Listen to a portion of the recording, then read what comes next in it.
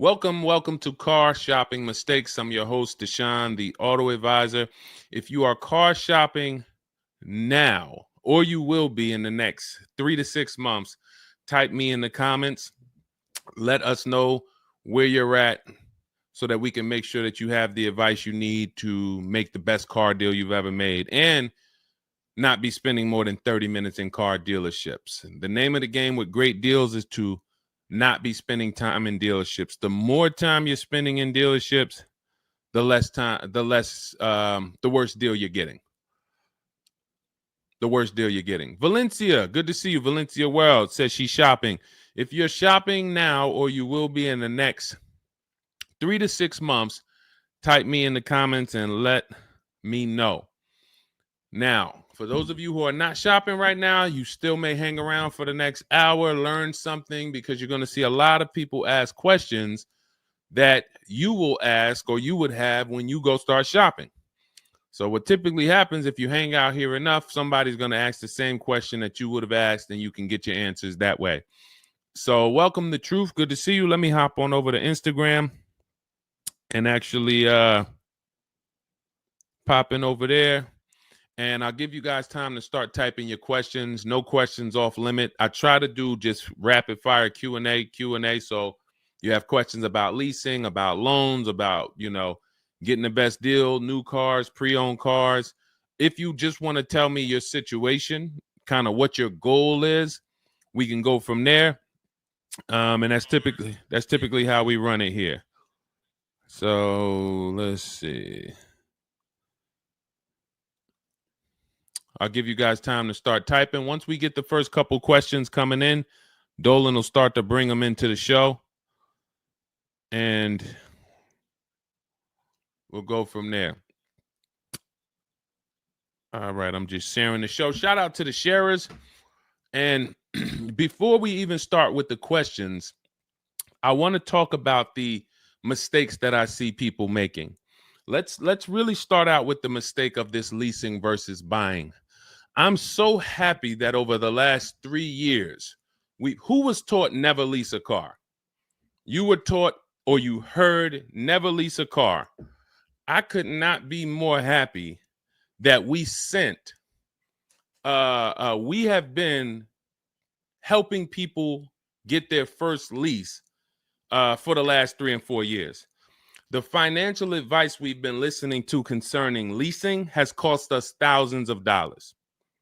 I was going to lease a car next week. As long as you get 5 offers, cool money. As long as you get at least 5 offers, you're good.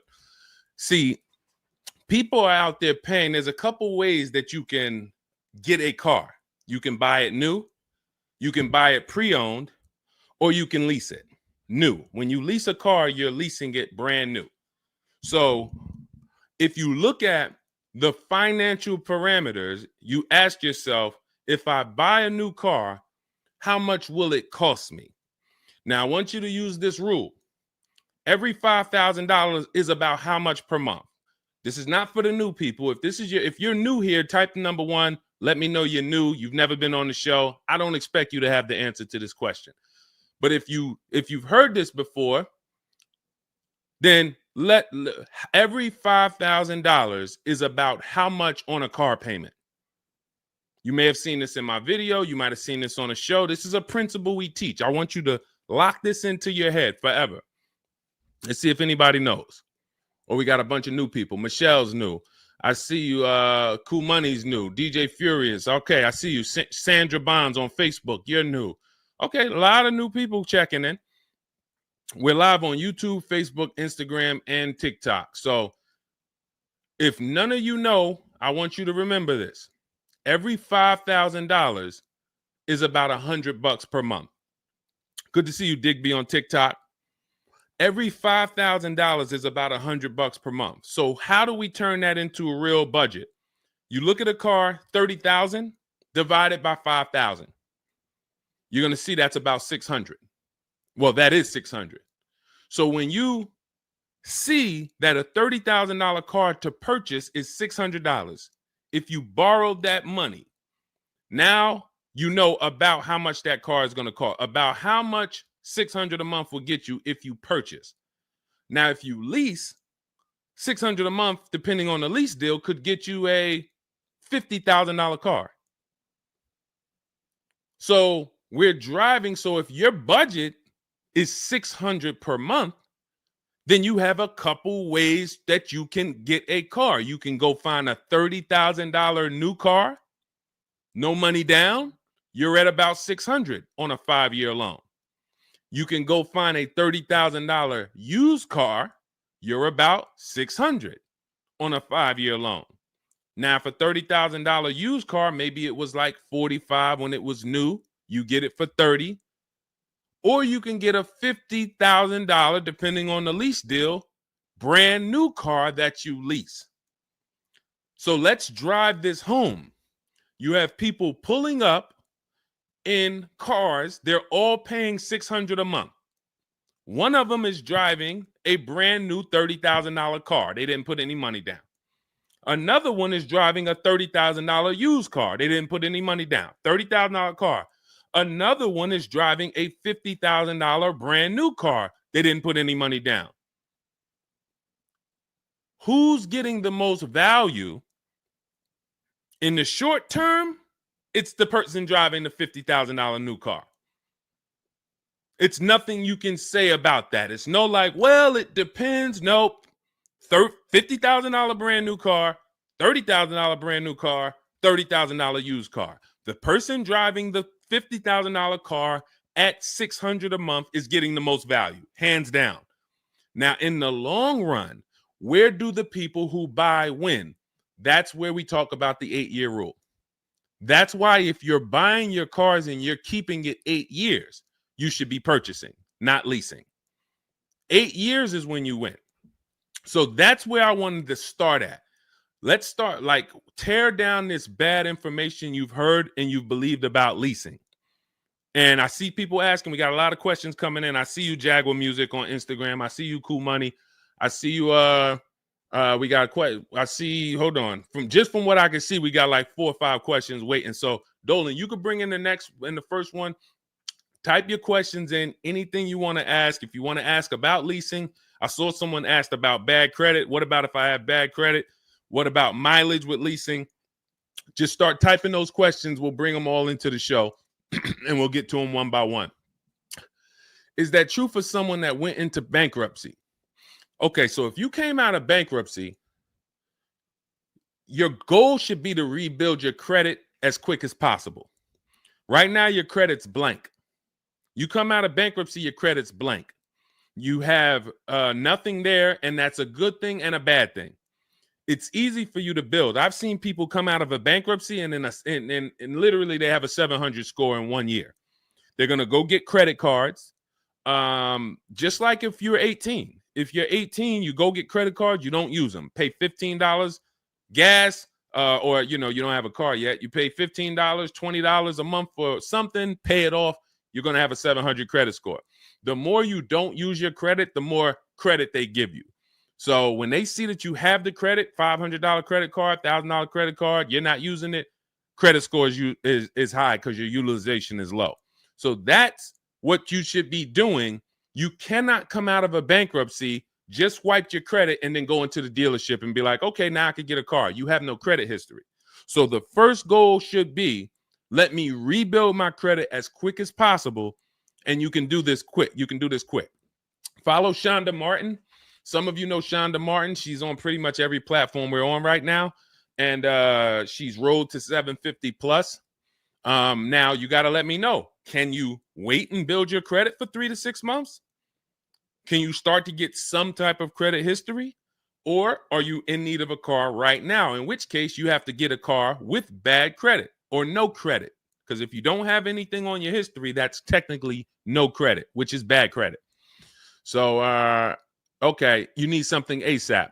Okay, so what you should be doing, and again, if you don't have good credit right now, you should be buying the smallest car you can with the lowest payment. I got into the car business 2006. I was 22. I've been in and around the car business since then. So what is that? Almost 20 years now? The mistakes come from 2 things. You don't know what to do. A lot of the stuff I'm going to say, oh, I didn't know I could sell a lease, Deshone. Oh, I didn't even know I could sell a car if I don't have the title. It's not paid off yet. I thought I had to pay it off to sell it. Deshone, I didn't know every dealer, every, Toyota dealer has a different price. I thought they were all the same price, like the Apple store. All of that is you didn't know. Oh, I didn't know about leasing. I thought it was this. I thought it was that. I had misconceptions. All of this stuff has cost you thousands of dollars. That's you not knowing. The other problem is you know and you don't do, because now I'm going to make sure you know. So once you know, it's your obligation, or it's up to you if you're going to do. So if I have bad credit, I'm looking to rebuild my credit. I need a car right now. First thing I'm doing is asking myself, in my book, Cars from Home, first step is how many years you're going to keep the car. Because we need to determine, are you going to lease or you're going to buy? Are you going to lease or you're going to buy? You don't determine that based on how many miles you drive or, it's the 8-year rule. Are you going to keep the next car 8 years? Who keeps their cars more than 8 years? Type K. Because you're buying what we call keepers. If you're a keeper, Deshone, every car I buy, I'm keeping this thing 8, 10 years, 12 years. When the transmission goes out, I go and get another transmission. I see we got keepers. Shout out to the keepers. Michelle, we got Chantal. Who are the keepers? Sandra Bonds on Facebook. I see you. Where are the keepers at? K Mathis on Instagram. Keepers. These, you should not be thinking about leasing. Who's the keepers? See, we like to make this clear. Lon, I see you. Kara, keeper. All right. You need to be very clear, because people be like, Deshone, you talk about leasing a lot. Should everybody be leasing? No. Everyone who's not keeping their cars 8 years should be leasing. And if you don't have the credit to lease, your goal should be get the credit to lease. But so the first question I'm asking you, if I have bad credit, is how many years am I going to keep this car? Now, to those of you because if you don't have bad credit, or if you don't have marginal credit, somebody is going to have it. There's a lot of people getting hit in this economy, and they're going to have credit challenges and need a car. Why is this important? Because let's just say I don't have good credit, but I'm a keeper. That means I'm not thinking about leasing. I'm looking to get a car that I can keep for 8 to 10 years or more, and I don't really have good credit right now. No problem, because the goal is find the best car for the best price, and then I'm going to get a loan, and I'm going to pay more for that loan because my credit is bad. I still need to get a great price on the car. We got to talk about that. Separating the price of the car from the loan. Some of you are savvy and you understand this, and some of you just mix these things together. But when it comes to getting a high interest rate because I have bad credit, as long as I get a good car, once my credit is better, what can I do with that loan? So let's say I got a great price on a car. I got a car, it's going to last 10 years. It's perfect, but I'm paying 21% interest. So I'm going to fix my credit, work on my credit. And then once my credit is good, I still want to keep this car. What can I do with this loan? Refinance. That's a simple fix. But if you don't realize that you're a keeper, then you're going in and you're getting a bad car. 6 months, a year down the road, 2 years, the car's having problems because you didn't take it seriously that you needed a long-term car. So not only did you mess up the plan because the car is going to start having problems, now I got to see, do I want to fix the car, or do I want to, I got to make the payment, now my payment's due, but then the car's having problems. All of this can be prevented. And you need to know up front what your goal is. But if your goal is to lease, Deshone, I'm not keeping cars 8 years and I don't have good credit, you should be buying the smallest inexpensive car you can that you can get a loan on. $10,000 car, go drive it for 2 years, make your payments, and then switch into a lease. If you're driving a car, if you're buying a car to keep, then you can go and get a nice car, get the most car you can afford comfortably. You're going to have a high interest rate, and then you refinance that car when you actually get your credit up. So this is all in my book. My digital book, Cars from Home, breaks all of this down step by step. Whether you have good credit, bad credit, how to know when to lease, how to know when to buy, new car, used car, you drive a lot of miles. I have plans in there for everybody. It's a digital book. It's 5-star rated. Thank you to everybody who went to Goodreads and reviewed the book. You can get a copy of the book. It's normally $97. You can get it as part of my launch offer for 75% off. That's $24. It's for 2 hours. So as long as you get there, go to my TikTok bio, my Instagram bio, the YouTube comments or the Facebook comments, click that link, and you'll see $24 for 2 hours. Once that, as long as you get it before that, you got it for $24 instead of $97. And you can have everything step by step. So you're not worried about, I'm trying to remember all of this. You can watch the replay on YouTube too. But all of this is everything I'm teaching is part of a plan. It's not me winging it. This all comes out of my book. All right, go ahead, Dolan. Bring the next one up. Keep typing your questions. I know we got a lot of questions coming in from all 4 platforms, so Dolan will bring them into the show. Just keep on typing. What is considered marginal credit? Now, this is going to depend on what you're trying to achieve. I like to see all right, who's a homeowner? If you're a homeowner, type me. Now, if you had marginal credit before you bought your home, your realtor or your mortgage person probably told you, go work on your credit and then get your credit to this to get a mortgage. A lot of people do that. They go and they work on their credit, and once their credit is a 640 or 620 or 660 or whatever it is to qualify for the mortgage, they go and get their mortgage. That's how it should be with a car. You want to get yourself, if you have the time, you want to get yourself to about that 660 mark. That 660 mark puts you, and I'm talking, do not use Credit Karma. Do not use Credit Karma. The amount of people who used to come into the dealership we run their credit, it's low 6s, 609, 590. And then they call me back, a couple months down the road. Oh, Deshone, yeah, my credit's better. And then we come in and they're like, yeah, I think it's up to about a 660, 680 now. And then we pull it and it's a 620, 630. And that's Credit Karma. Do not put yourself in a position where you're listening to Credit Karma. Pay. You can go to Google and you can type in, get my FICO scores. You want your FICO scores direct from the credit bureau. If you don't subscribe to a thing that gives you it before you go and make a purchase, you want to know what your FICO score is, not what a Credit Karma score is. But if you have the time, you want to try to get your FICO scores all above the 660, 670 mark. That's going to be in that good category. You can qualify for a lot of leases. Now, if you're in the 650, I want you to think about this. I have something I teach called credit and when it comes to profiles, leasing and credit.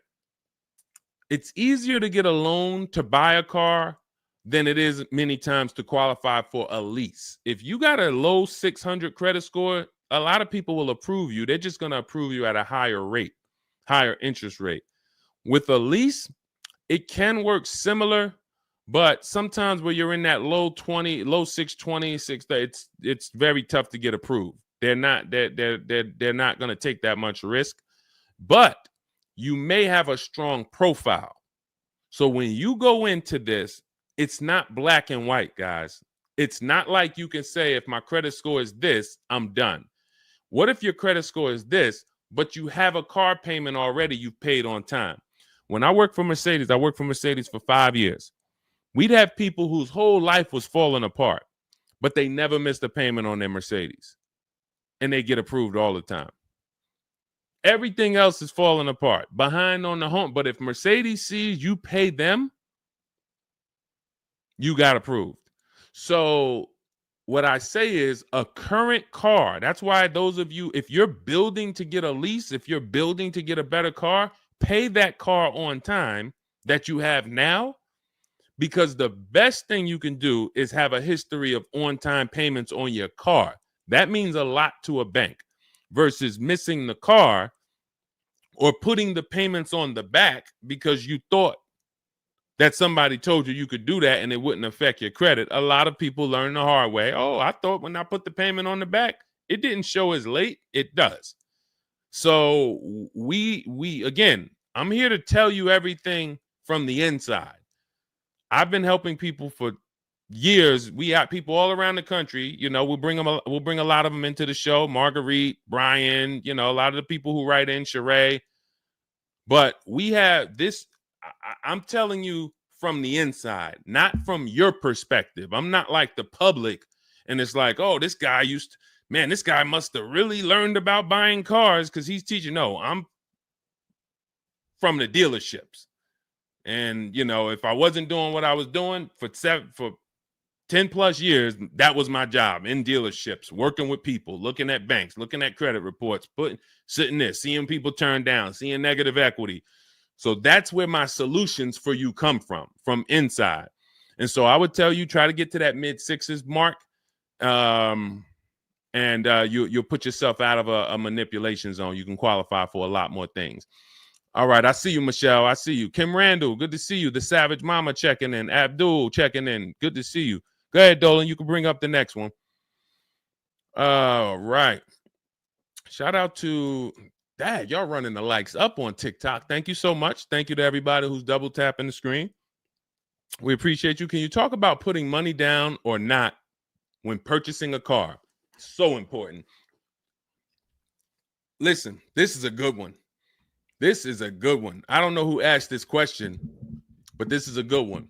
Can you talk about putting money down or not when purchasing a car?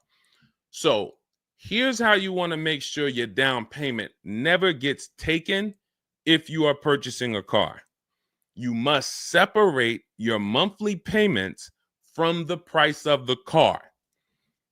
You make the mistake sometimes of going in and saying, what's the payments on that car? Who's ever said that? Hit the like button, type me. You ever said, hey, what's the payments like on that car right there? The reason why we don't do that is because you're actually mixing two transactions when you do that. Thank you for being honest.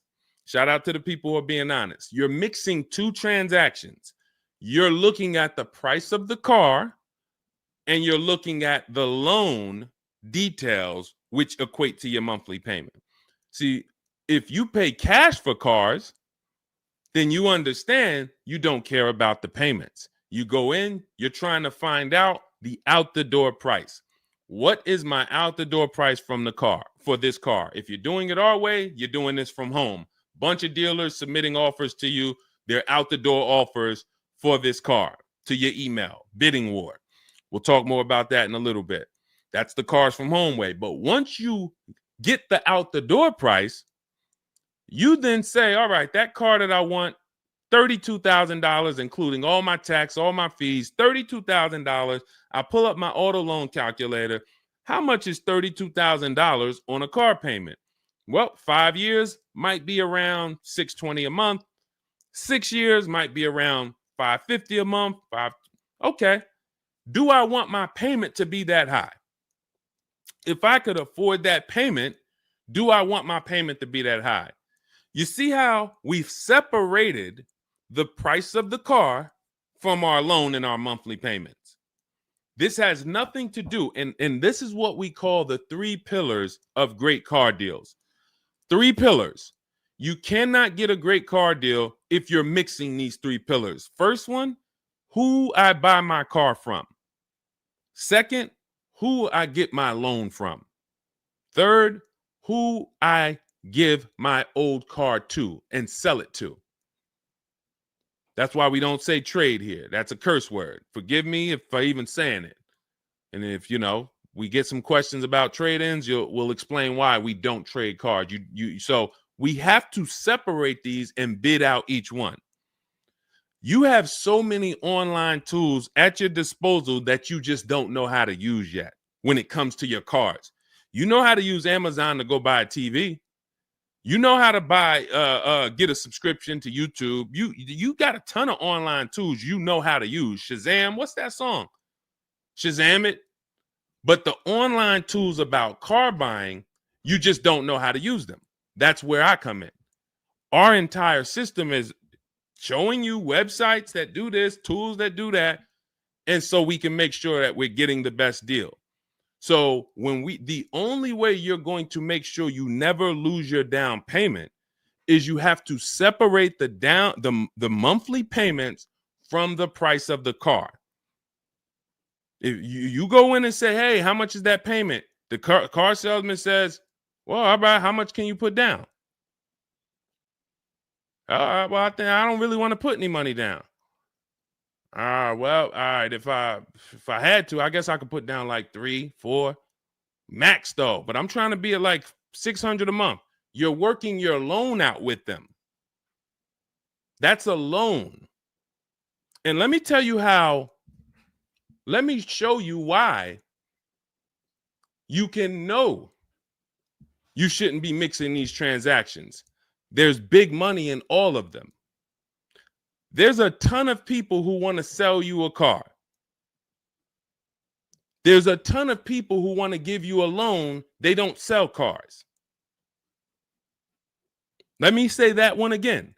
There's a ton of people who want to give you a loan. They don't sell cars. They want to compete for your loan. That should tell you there's a lot of money in the loan business. Then there's a ton of people who want to buy your car from you. Your car you have now. You're the one you're like, well, I just normally go trade the car in. Well, how many offers are you getting when you trade the car in? Well, I usually just get the one from whatever the dealer says he's going to pay for me. Okay. So there's a ton of people who want to buy that car from you. They don't care about selling you a car, and they don't care about giving you a loan. So when you buy a car from a dealer and you give them your old car on trade-in and you get your loan from them, you just gave them 3 transactions.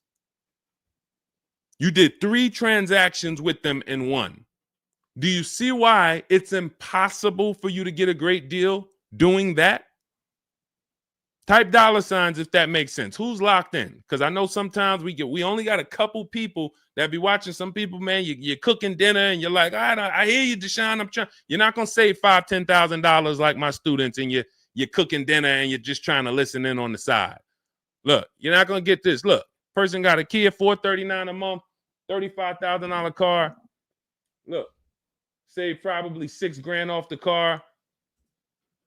Melissa, $12,000 that she got from Carvana. Let me just read something from people who are locked in, so you can, maybe this will inspire you to get locked in. All right, this is Melissa. 4 days of leasing like a boss. That's our system we follow for getting our leases. Started with a Kia Telluride as first choice. Quotes for 36 months, 15,000 miles a year. Ranged from 642 to 653.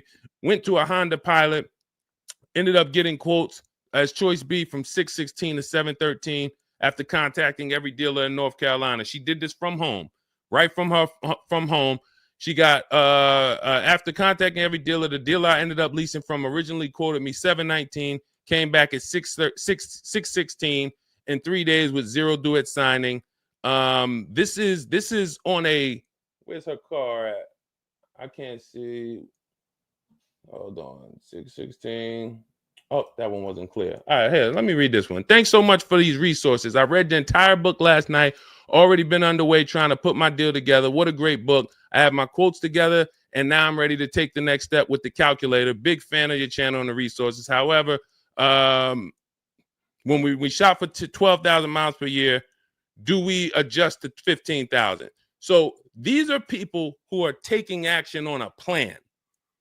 So when you see the plan, there's going to be different results. If you're out here winging your car process, oh, I hope I did this. Oh, shoot, I thought I watched the Instagram video. They told me don't say that. I shouldn't have told them I had a down payment. You're not going to get it. You're not going to save $5,000 or $10,000 on your car payment, on your car transaction accidentally. You don't just slip into that. So lock in and grab this lesson now. I need to separate my transactions. Who I buy my car from is one transaction. I'm going to bid it out. I'm going to give a bunch of people an opportunity to sell me this car. If I'm looking at a used Toyota Camry, I want to see every Toyota Camry within 150 miles, and I'm going to narrow it down, and I'm going to pick the best one, independent of my loan. My loan is a whole nother story, because when I shop for my loan, I'm going to do the bank bidding war where I can have multiple people. I don't even want to mention that without telling you about it, because it's like, whoa, what's the bank bidding war, Deshone? Okay, so you can have multiple banks and credit unions compete for your interest rate in a small period of time, and it's going to weigh on your credit score like one hard inquiry. Like one hard inquiry. Mamba Mentality, I love the name. I love the name. Why can't I do a super chat? I don't know. Yinka, good to see you on Facebook. IB Johnson. On one hard inquiry. So let's just say, and so when you get your loan, how do we know that 5.2% interest rate was the best? How do you know that the 7.1 interest rate was the best if you have no other offers? And what we've been used to is we're just going to go with our bank. We're going to go with our credit union. We're going to go with the dealer's bank. Why? We're going to make these people compete. And when you do this, when you do it this way, you can have people compete in a short period of time and get multiple offers on your loan without it affecting your credit score. But it has to be done in a small window of time. Now, if you Google it, rate shopping, it'll say between 14 days and 45 days. You do it our way, it's going to take you 48 hours. And you don't do this until after you find your car. After you find your car is when you do a hard inquiry. You let these banks and credit unions compete for your loan. And again, you notice I've already found my car. I already got the best price on that car right there at ABC Motors. I got that thing on hold. Don't pick up the car the same day. As much as they're going to ask you, hey, you want to take it home today? You want to take it home today? No. If I take it home today, when do I have time to go shop my interest rates? I'm not taking it home today, but let me get my buyer's order with my numbers on it. Let me go home and let me actually do my shopping for my loan and my interest from home. And then if you can actually beat that rate, it's a competition. But because you didn't know that you could let multiple banks do this in a short period of time, you're only going to your bank. You coming back with a 6.49. Well, I guess that's good.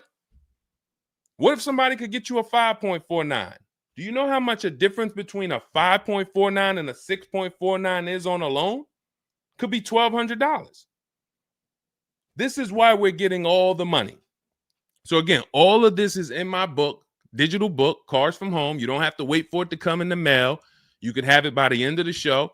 It's in my TikTok bio, Instagram bio, Facebook comments, and YouTube comments. Normally $97, but you can get it as part of our welcome offer for $24. As long as you get there before the 2 hours is up, you get it for 75% off. It'll have everything in there. That is the bank bidding war. If you're not, again, before we go to the next question, if you're leaving the dealership wondering, if I was to walk up to, yo, Deshone, what's going on, man? Hey, I just got this car, man. What do you think? Okay. Did you get a good deal on it? Yeah, man, I definitely got a good deal. How do you know? If you're not saying to me, yo, man, you know how many offers I saw? Man, I got about 6 offers on this car from different dealers. This was the best one. Okay, you did good. What about your loan? No, man, listen, my bank competed, credit union competed. The dealership told me none of their banks could beat what my bank gave me. Congratulations, man. You got a great deal. But if you don't have that same confidence, you did not get a great deal. And now you're driving in a $30,000 car, $50,000 car, and you don't have the confidence that you actually didn't leave thousands of dollars in these dealerships. This is crazy. And when you get mad and stop accepting it, you'll listen to what we're telling you to do. If you think you deserve that abuse, then you're going to keep doing the same thing. That's why you got to unlearn. Okay?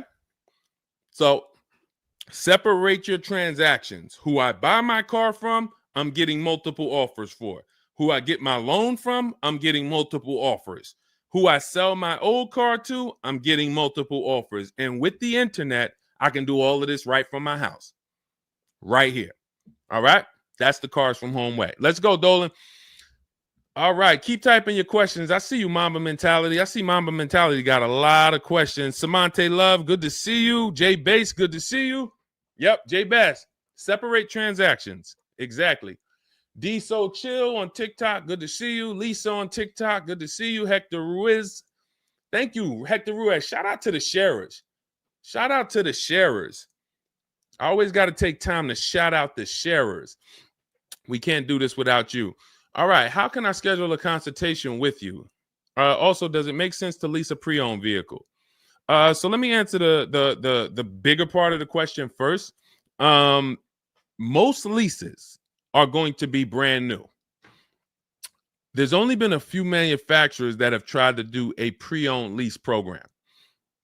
Lexus tried it. BMW's tried it.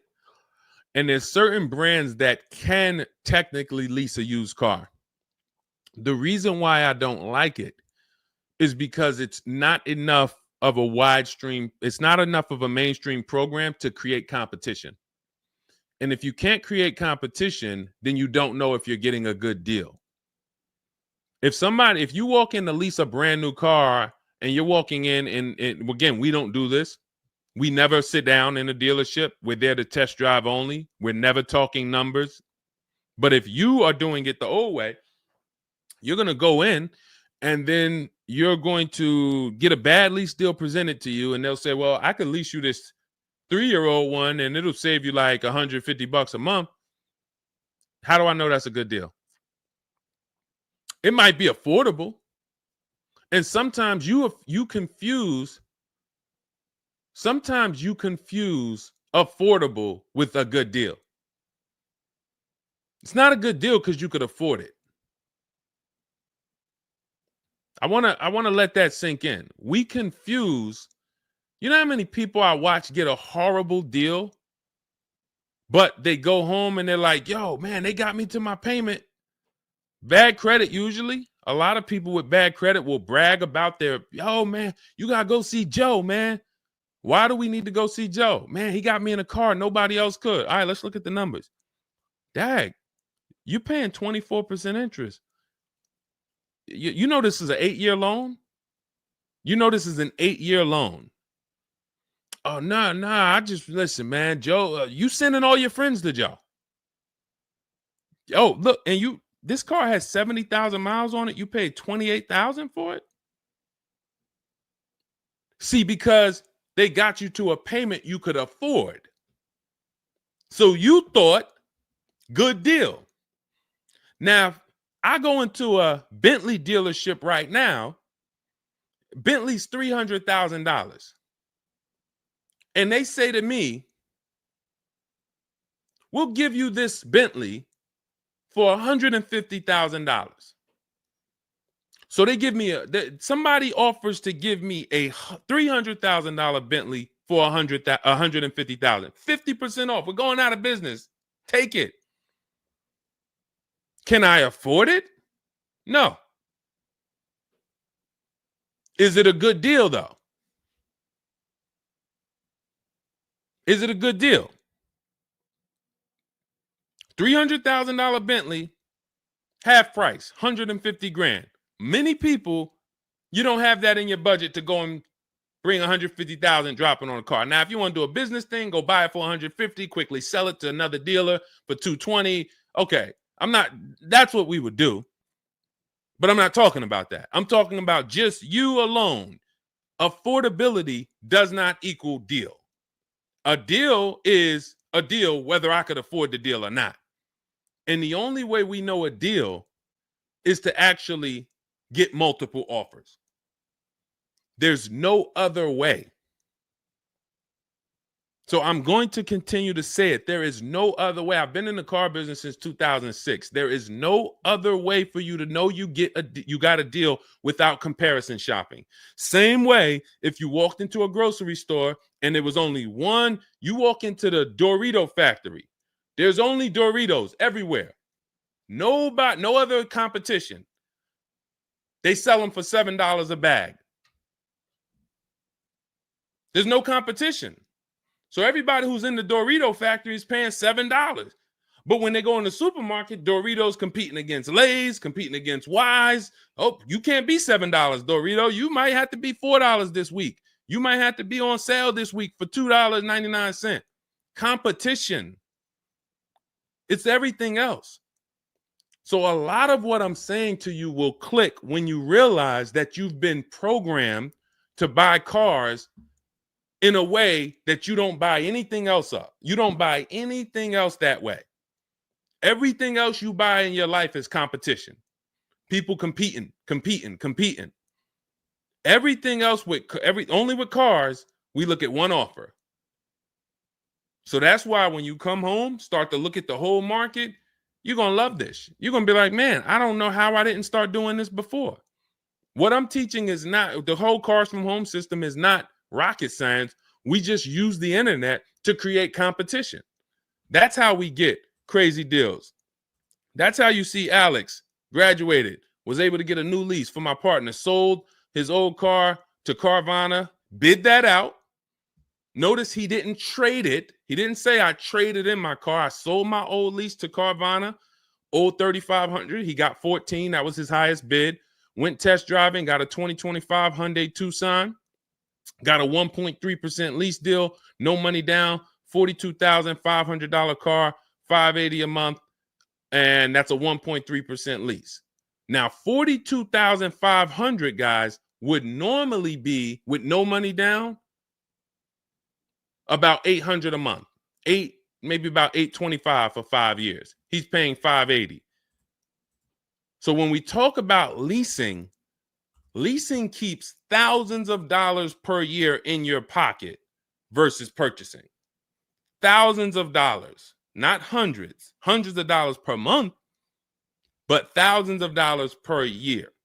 So to answer your last question, I don't do consultations. We have 3 ways we help the public: through my book, through our Shop with Deshone program. A lot of these people that you're seeing me share, they've either got my book or they're in our Shop with Deshone program. Just Ralph, Jen, Stormy. Just wanted to let you know that your package worked. $48,000 MSRP, no money down. She's paying $622 a month. That's normally a $900 payment. Marie, some of you know Marie from some of our other shows. We talked about her. Just wanted to reach out. Thank you. She used the book, saved over $13,000 off of her Mercedes, got her payment to be hundreds lower per month, maintenance included. Just wanted to say thank you. She got a 2025 GLC Coupe. Some people have this same car. You're looking at this car. You're like, hold on, Deshone, I got that same car. Did you get $13,000 off? Did you get $13,000 off? This is when we got to say to ourselves, whoa, what's happening that Marie got $13,000 off? I thought I did okay. I got $4,000 off. You see how dangerous it is when you don't get multiple offers? You thought, man, I negotiated, man. I was in that dealer for about 5 hours, man, to get that $4,000 off. Marie never went into a dealership and she got $13,000 off. So you just made a $9,000 mistake. So you could either change your behavior, go grab my digital book, Cars from Home, learn the same thing, use the same strategy step by step that Marie just used, and you could eliminate you making these types of mistakes, or you can continue to do what the car business wants you to do. So in my digital book, you have everything. That's why it's called 7 Steps to Saving Time, Money, and Avoiding Dealerships. It's in my TikTok bio, my Instagram bio, YouTube comments, Facebook comments. You can get 75% off for the next 2 hours. So you won't pay the normal $97. You get it for $24 if you get there before the welcome offer expires. And that's a digital book. It'll be in your inbox by the time we end the show. You'll have all these strategies to use for you, your family, your spouse, your kids, to make sure every transaction you're winning. You're leaving no money on the table. All right. So yes, I don't do, and you'll see in our Cars from Home toolkit in my bio, we do have a program where we shop for people around the country. In fact, before we go to the next question, let me show you what you'll be able to do. But in our case, we do this for clients. So you get in where you fit in. I don't tell you, it's like if I put a buffet in front of you, everything gets you full. You get the book, you're there. You come into Shop with Deshone, we do it together. You watch our video checklist. You have coaching calls, we have Zoom calls, we have a private Facebook group. You get to your goal. Or you can, if you qualify, you got to have the credit. You got to be shopping for a new car. You can look into our Done For You program. You can book a call with our team. But here's an example of how big of a margin these offers. I want to show you the difference between some offers here, because some of you don't really see it. Hold on. I got to label these better for our next show. Okay, here's an example. So we can see here for this particular car, the payments ran, all of the car itself is $64,000. We're shopping for a Genesis. This particular month on this particular car, the payments range. Y'all ready? We got 6 offers on this car. The payments range from, well, I'm just reading them to you. $973, $899, $1,102, $1,066, $921, $913. Now this is initial payments. Why is there a $200 difference in these initial payments? This is why you never want to take people's first offer, because the initial payments are going to be high. But even in the initial negotiations, why is it, Deshone? Wait, all of these cars are the same price. Why is one dealer at $1,050 and another dealer is at $899? Because they're criminals.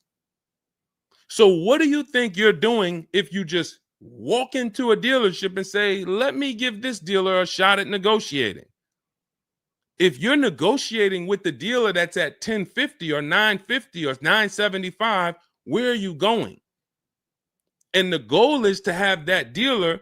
This is why when these dealers come, when they come down $100, you think, oh, I had to win. Man, they just came down $100 per month. They started out, they were at $590, and now we're at $490. This has to be a good deal. Well, how do we know that they weren't supposed to start at $490 and end up at $390? If this is clicking for you, type a $, because this is clicking for some of you. Those of you who are locked in, this is why it has to be a mentality change. I'm pulling back the curtain so you can see that, Deshone, it's been feeling like when I go to buy a car, it's a mental game. I drive off and I'm kind of happy, but then I don't really have the peace. I don't really feel like I did good. I'm kind of hoping I did okay, right? That's you, right? So I'm telling you that your gut has not been lying to you. I see you, P. Honda Fundamental Salon. Good to see you. Got my book. Use it. Use it and win. So your gut is not lying to you. I'm just the one from the inside coming to tell you that you closing your eyes and hoping things go well is not working. It's not going well for you. If you looked at other people, they're doing better. If you looked at people with strategy, they're getting cars for $200 a month less than you. They're getting $5,000 off less than you. They're leaving knowing that they got the best deal because they saw so many offers. You're hoping, and that hope is not leading to that. Hope is a bad strategy. So what you want to do is you want to change your mindset and realize that the dealer's whole goal is to keep you from shopping. If you burn that into your head about the car business, the entire goal of every dealership is to keep me from shopping their competition. And if you know that, then you're not going to go into the dealership. You're going to say, all right, how can I be at home and do this from home? Again, that's all in my book. But even if you want to make calls, there's some people, you've been on to this since 4 years ago, 10 years ago. You're like, Deshone, man, I knew, man, I don't go into those dealerships. I call around, I'm going to get me a bunch of offers. And by the time I get there, that's when I'm picking up my car. You've been on to this truth for a long time. Some of you, I'm not telling anything new. Some of you, you're like, whoa, I didn't know that really. I thought that it was all about going in and just negotiating. No, because 80% of dealers are never going to give you what we call a below market deal because they got too many other people walking in that's willing to pay a higher price. So you have to find the dealer who is going to give you that low payment out of the whole market. That's why this is a bidding war. And when you start to do this, you're going to be like, yo, why does it seem like this is kind of fun now? I kind of enjoy this. Is like a game. And you're the prize. So instead of feeling like you're begging, oh, come on, can you do another $500 off? Come on, man. I'm only asking. Get me from 520 to 499, man. You're begging. So instead of begging, you got people now competing for you. Whole different story. That's what we want. That's the transformation we want for you today. All right, let's go. Dolan, next question. All right, Fundamental Salon, I see you. I see you, Jay Bass. I see you, Randall Pine Straw. You got the number 3 gifted badge. Thank you. Y'all lighting up the lights on TikTok. Thank you so much. Monica 9300, BKS Aggie, Timothy Garces, Drew Saberton reposted the broadcast. Thank you so much. Shout out to everybody sharing this. What about military personnel? What's the question? Just rewrite that question because I don't know. What's the question? I know what about military personnel. I don't know. Are you asking about military rebates? I don't know. So just kind of give me a full question, and then I'll be able to give you a better answer. Hello, I'm planning on purchasing a 2025 Escalade. Any negotiation between the MSRP and the invoice? Of course. Now, if you walk into a dealer and you say something like that, what is the dealer going to say? So let me ask everybody who's watching. We're live on Facebook, TikTok, Instagram, and YouTube. If this person casually walked into the dealer and said, hey, is there any negotiation between the MSRP and the invoice? What do we think a smart dealer is going to say? Not an honest dealer, a smart one. Thank you, Sassy. No. No. And you know what's crazy? They're going to say it in a way that makes you believe it. So if I put my car salesman hat on and I switched it to kind of for myself, this is what it would sound like. Or is there any negotiation between MSRP and invoice? Not really. On these cars, I mean, we don't even have a lot of them. A lot of people are trying to get them now because the tariffs are about to hit. And even though this is an American-made car, some of these parts, they're produced in Mexico. So there's not, we really like to, a lot of dealers are selling them over MSRP. In 10 seconds, I just took you to, whoa, but can I get MSRP though? See, that's why I'm never training you to go in and negotiate with people that negotiate every day, 3 times a day for the last 10 years. You're just not going to be a match. You might negotiate office furniture. Yo, Deshone, I do office furniture. A car salesman couldn't come in and negotiate with you on office furniture. But you can't go into a car sale and negotiate with car salesmen because, again, the psychology, we just know every question to ask, everything to say. It's a mind. And so some people use it for good and some people use it for evil. And so how do we find out what the discount is on the Escalade? We talk to multiple Cadillac dealers. Now, if you're doing it our way, in my book, I have scripts that I wrote for you. It's all by email. So there's a reason that people can actually go in, use this book, use these scripts, and come out with great deals. This is Trey. Trey got 3 cars using our system. He says, my son was in the market in 2025. He just got a 2025 Blazer. He said, I started sending emails in the wee hours of Tuesday morning. So those are email scripts that I wrote. They're in my book. You have access to them when you get my book. You're using all my scripts. We're not talking. We're not doing any of this by mouth and saying, oh, I got to remember What did Deshone say? Don't, oh, I didn't want to say that. None of that. There's no room to make a mistake. We're just typing, copying, and pasting. He says, emailed 25 to 30 dealerships, got 8 offers, closed the deal in 2 days. 2 days. So some of you, you're like, Deshone, I need a car in like 2 weeks. No problem. Trey got his in 2 days. So once you start this process of engaging with the dealers, you'll get a car in 3-4 days if you're slow, because that's the way it's set up. So he gets a $56,000 car.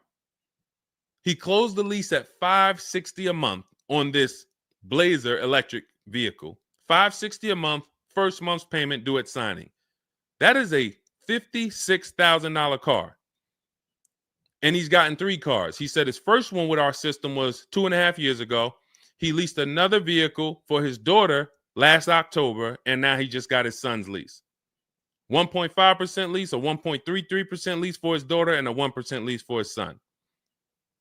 So if you're doing it our way, you're sitting at home, you're getting multiple Cadillac dealers to compete by email, and then you're going to see, oh, this one's going to take off $2,000. This one's going to take off $5,000. These 4 are taking off nothing. This one, he's charging $3,000 over the list price.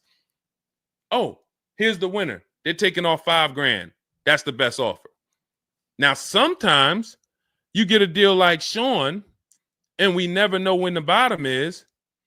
And let's take this Genesis. Perfect example. This is a 2025 Genesis GV80. As you can see right here in writing, if you're on TikTok, you can't see, but if you're on Facebook, YouTube, or Instagram, you can see. You can see, let me just take that comment down real quick, Dolan, so I can show the discount at the bottom of that sheet, please. Just snatch that just for 1 second. Look at that. $8,469 off retail price. Brand new 2025. Okay, you can put it back up, Dolan. Thank you. So when you look at that, this is the lowest offer of multiple offers. Maybe $8,500 is the best discount on this particular vehicle. But when we go to Sean, let's go to Sean. F-150 Lightning XLT, $73,000 vehicle. What's his discount? $21,000. Look at the dealer discount and look at the rebates. And every dealer is not going to tell you the rebates. Some dealers will not be honest with you about the rebates. They'll hold some of them or they'll hold all of them.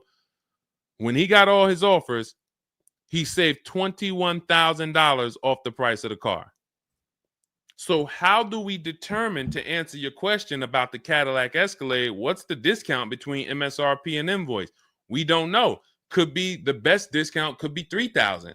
The best discount could be $5,000, could be $10,000, $12,000. We don't know.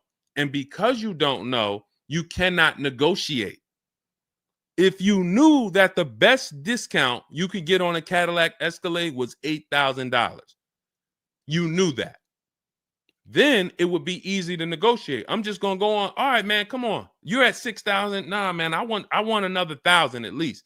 I'll let you keep the last $1,000, but you got to get me to $7,000 because you know the bottom, $8,000. No car that we go in to get do we ever know what the bottom is. So what you're doing is you're feeling for the bottom. But if Sean thought $10,000 off was the bottom for his F-150 Lightning, then he wouldn't have got $21,000 off. That's the danger. So when I say to you, you're leaving $3,000, $5,000, $7,000 on the table, you can't say to me, Deshone, no, I'm not. Because I get so many offers, man. I know I'm not leaving money on the table. You don't know you're leaving money on the table. I got $8,000 off my Infinity truck I got when I leased it. How do I know that was the best offer? Because I had 7 other offers. I had 7 other offers of Infinity dealers that I went back and forth with by email. This one giving me $3,000 off. This one $4,000. This one $6,000. This one $6,000. This one, we'll do $8,000 off. You got it. You won. Took me 60 minutes. This is where I want you to get new cars, used cars. You're making your deals from home. You're the prize. You're going into the dealership to pick up your car, man. They like, man, you sell cars? How'd you was like quick, man, that you kind of knew what this was quick. Car salesmen going to love you because you didn't waste their time. You didn't tie up 8 hours of their time. They're making deals with you in 20 minutes, 30 minutes. It's great for everybody, but it's mainly great for you. That's what we want. Okay, all of this is in my digital book, Cars from Home, 7 Steps to Saving Time, Money, and Avoiding Dealerships. It's not a mail book. It's a book. You can have it in your inbox in the next 5 minutes. Normally $97, but as part of our welcome offer, you can go to my TikTok bio, Instagram bio, click those links. You can go to the Facebook comments or the YouTube comments. Dolan has a link for you guys. You get 75% off. That's $24, but it's only for 2 hours. Now, if you visited earlier, some of you, I did a show, my last show, you might have visited the link and you missed the countdown. You'll see it's gone. So you want to make sure when you actually go there, even if you come back in a couple minutes, don't let that timer hit 0. Book's still worth $97. You saw Marie, she saved $13,000. So I think if Marie, if she was on the show, she would say, look, even if you missed the $24, get that book. Save me $13,000 off my price. All right. Corey Duncan, I'm just catching your comment on TikTok. Look, it works, y'all. I promise. Leased a car back in April after using his book. Got the best deal. You see what I'm saying? Like, and this is all over. It's too many people for me to pay. When I tell y'all, like, it's too many people. I pride myself on not can Deshone get great deals. Obviously, you guys know if I could sit on here and answer your questions for an hour and a half. Clearly, I've been in the car business since 2006. Clearly, Deshone can get great deals. But can other people? That's why I'm showing you other people. That's why I'm showing you Benita. That's why I'm showing you Kimberly got 20 grand off her Maserati when she got it. Zafrina got 2 cars. She got a car last year, got her Jeep Grand Cherokee, $66,000 car. She got it for $579 a month. And then she just got another car that she posted 2026. Not even a 2025. 2026s. They ain't even out yet. She got a Kia or just came out recently. Kia EV6, $76,000 vehicle. She got it for $742 a month. She leased it. Now let me just do some math for you real quick on how crazy a deal that is that Zafrina got on her second car. The first one's crazy too. They're both crazy. But let me just, here's how we judge a lease. We judge a lease by how much we're paying and how much car we get to drive for that payment. So the reason I created the 1.5% rule is for you to know you're paying too much money for a car you're giving back.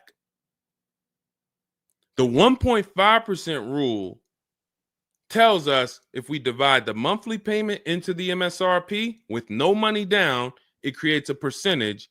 And if that percentage is over 1.5 for 12,000 miles per year, we're paying too much. It's no value there. It's a bad value lease. Let's look at Zafrina's deal that she just got. She's paying $742 a month, and she got a $76,000 car. So let's say, go into our calculator, $742 a month, 36 months. That equals $26,700. That includes taxes, everything. That is how much she's giving them for 3 years to drive this car. $26,700. It's a $76,000 car.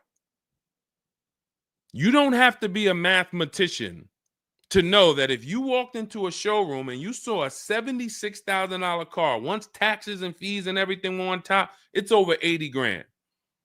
And you could drive that car for 3 years for $26,000 and you give it back to them, we don't have to, we can imagine how much value that is. So that's how we judge a lease. And the more I pay, the more I have to look at, okay, is this a good lease deal? Is it a great lease deal? Is it a steal? Zafrina got a steal. Anything 1% or lower, it's a steal.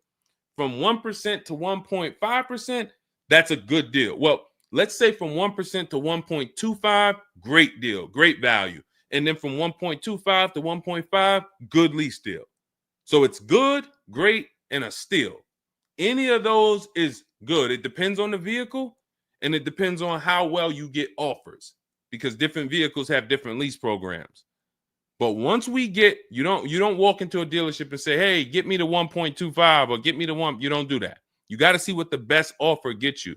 But this is where you want to be at. Empowered shopping. Okay. Thanks, Randall. I'm working on my lease deal now from the book. Way to go. Way to go. All right, Dolan, go ahead. Pull up the next one. I'm going to take a sip of water. I see we still got a lot of questions to get to. Let's go.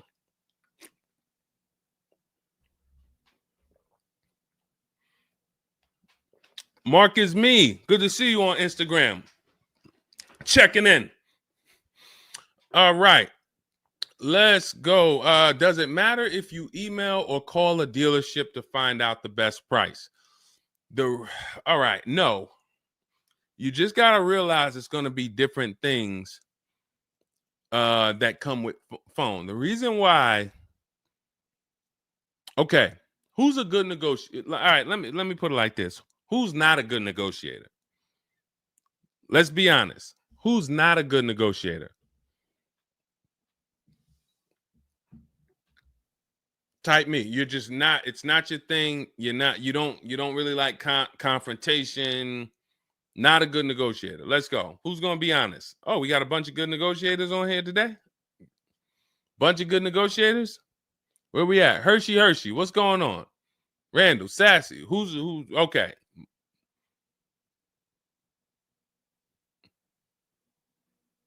Okay. Couple people that want to be honest. Everyone else is a great negotiator. You need that to get on the phone. In order to get on the phone, you need to be a good negotiator. You need to be quick with your words. You need to be, and that's what's going to happen when you're calling to get deals. Now, if you're calling to get deals, you just need to be able to know exactly what information to give and what information not to give. So let's just say you call in and you're trying to get an offer and somebody says, "Hey, wait, I need your credit." Okay, are you going to say, "Well, no, actually, the people I've been working with, they haven't been asking for credit, just assume tier 1." Or are you going to, fumble through that? And if you so this is what you're going to get. That's why I say if you're calling, you could try asking for sales managers. But the reason why email far exceeds getting the offers by phone. Now, look, getting the offers by phone is way better than walking in. But if you get the offers by phone, you still have to you have to try to lock down who the good dealer is because you're not going to really have anything in writing. And that could be a problem.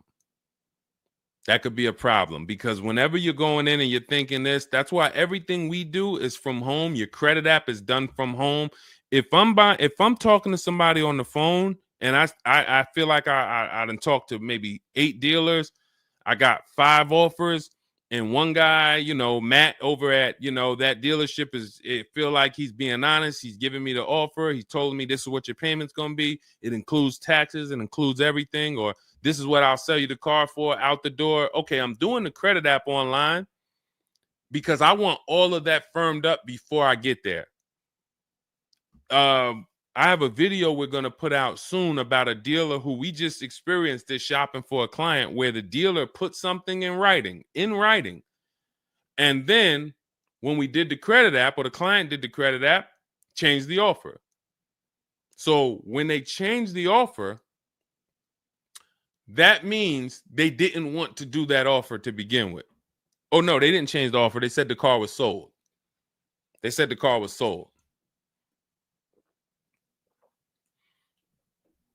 Me knowing what I know that what they wanted to do was tell you one thing and then they wanted you to come in so that you could so they could raise the price on you.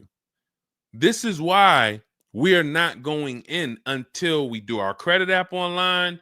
And when I tell you we are doing everything from home, except the test drive, we are doing everything from home. We're not going in, all right, come on in, let's finalize this. No, we'll come in and pick it up. You can send me the credit application. I will email you my driver's license. I'll email you my insurance card, because when you do this, your deal is solid. If you're going in the dealer to finalize your transaction, the deal is actually not solid. The deal can be changed. And what you'll see sometimes, like in this video we're going to post, is once they find out they can't get you to come in to actually change the price, that's when they're going to start changing the tune. That's when things are going to change. And okay, I see what you were trying to do. You were trying to get me in there so that you could change the price on me. So that's why email is really the gospel when it comes to us. And another thing, you don't have to talk to anybody. You don't have to remember what you're going to say. What's up, Robert Ishel? You don't have to remember what you're going to say. You don't have to worry about saying the wrong thing. When you're doing this by email, especially when you're using our stuff, if you have my book, my digital book, everything's in there. The scripts are in there. When they say, when can you come in? We have a script. When they say, hey, we only give quotes on for people who are in here, we have a script. When they say, hey, I don't have this car, but I might be able to get it for you. Are you open to that? We have a script for that. Everything, we have probably 50, 60 scripts. Everything they're going to say.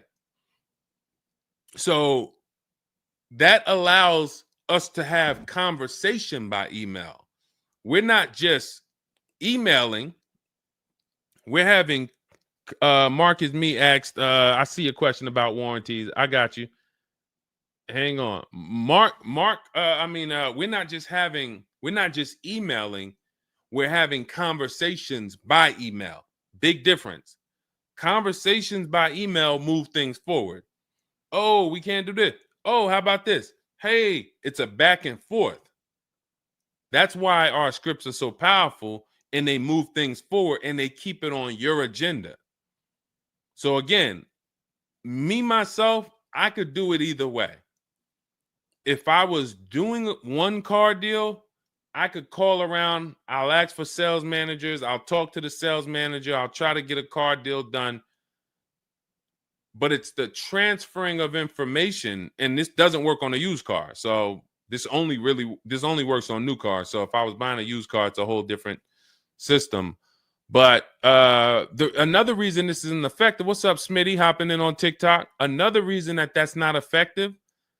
Again, better than you walking in. I'm just being straight up with you.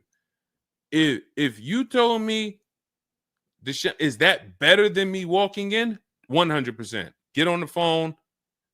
You will do way better on the phone than walking in. But compared to email, you ask me like email or phone, which one's better?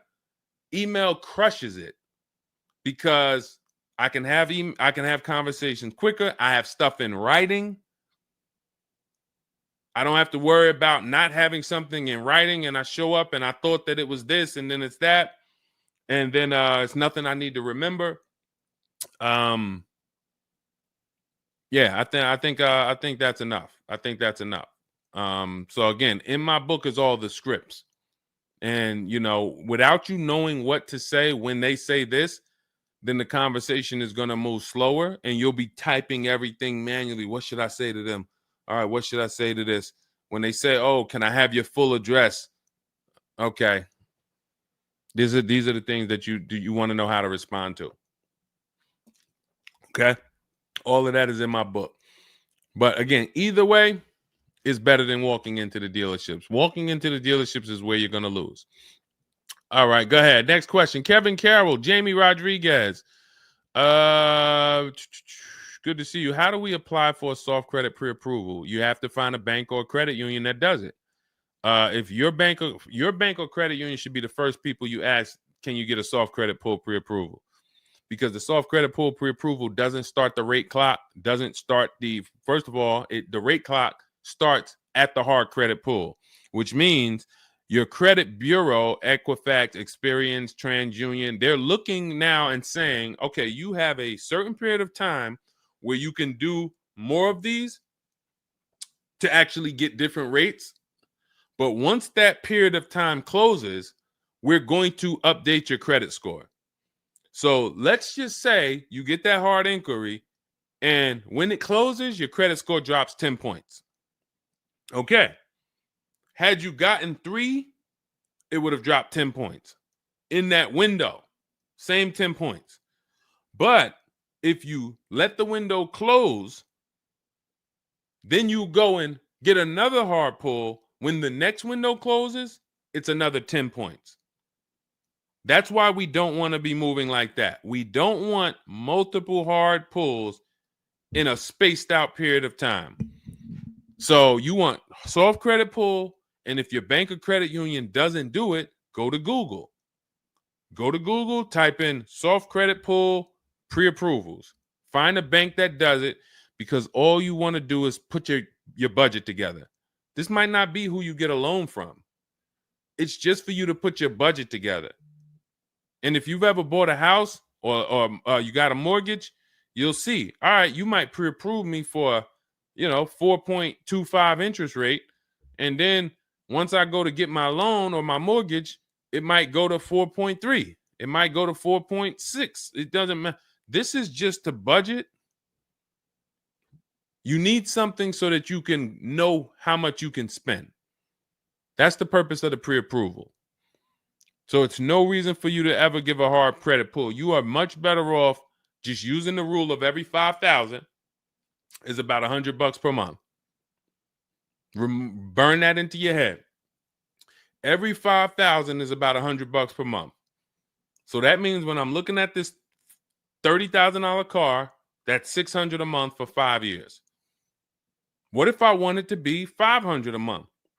Then I need to, instead of taking out a loan for $30,000, I need to take out a loan for $25,000, which means I got to put $5,000 down. But if I'm taking out a loan for $30,000, it's going to be about $600 per month on a 5-year loan. You could go to 6 and it'll drop it a little. For 6, it'll drop it another, But if you don't have that rule of 5,000 in your head, you're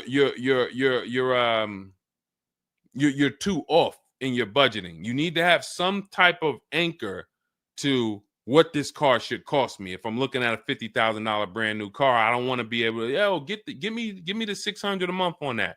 Wait, Deshone already told me every 5,000 is $100 per month. How am I looking at a $50,000 car and saying get me the 600 on that?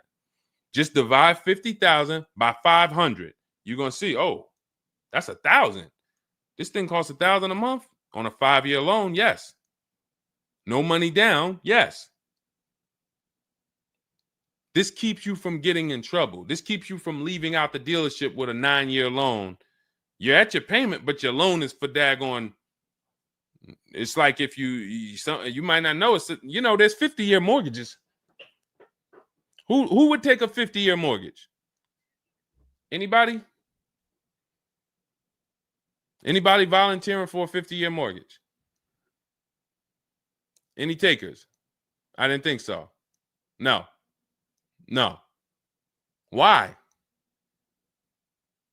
If you went into a house, $500,000 house, and they said your payment is this for 30 years, but if you take a 50-year mortgage, it drops to this.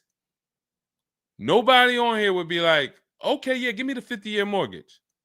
They're available because we've learned that 30 years is the longest you would take a mortgage.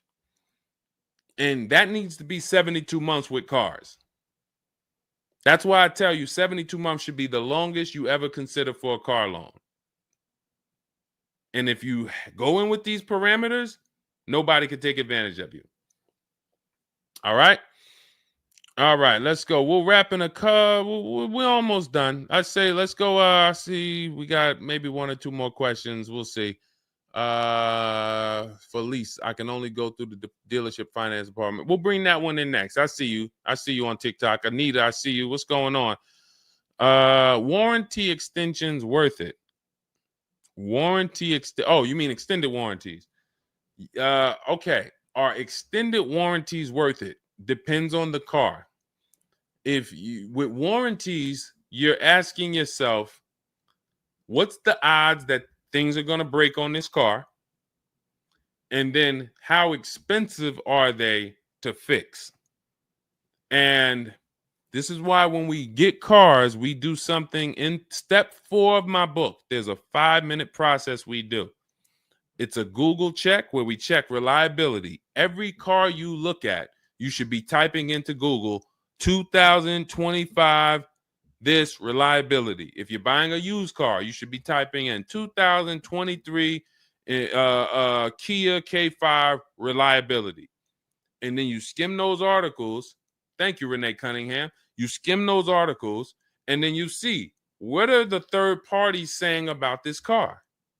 Are they saying the reliability is less than normal or less than average? There's tons of people who were in love with a car, and then they do this 5-minute exercise and they see owners are reporting electrical issues with the car, software problems with the car. Owners are complaining about the infotainment system in the car. So this is what we call bad DNA.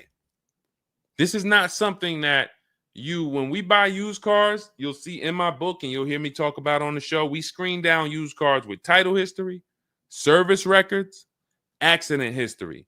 That's how we make sure it's a quality used car. Title, service records, accident history.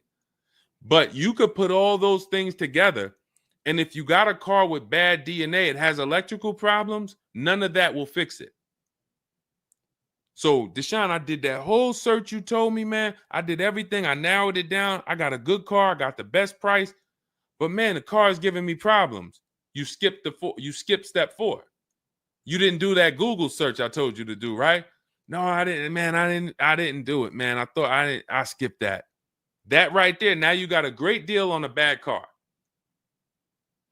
So the things I'm telling you to do take 5 minutes.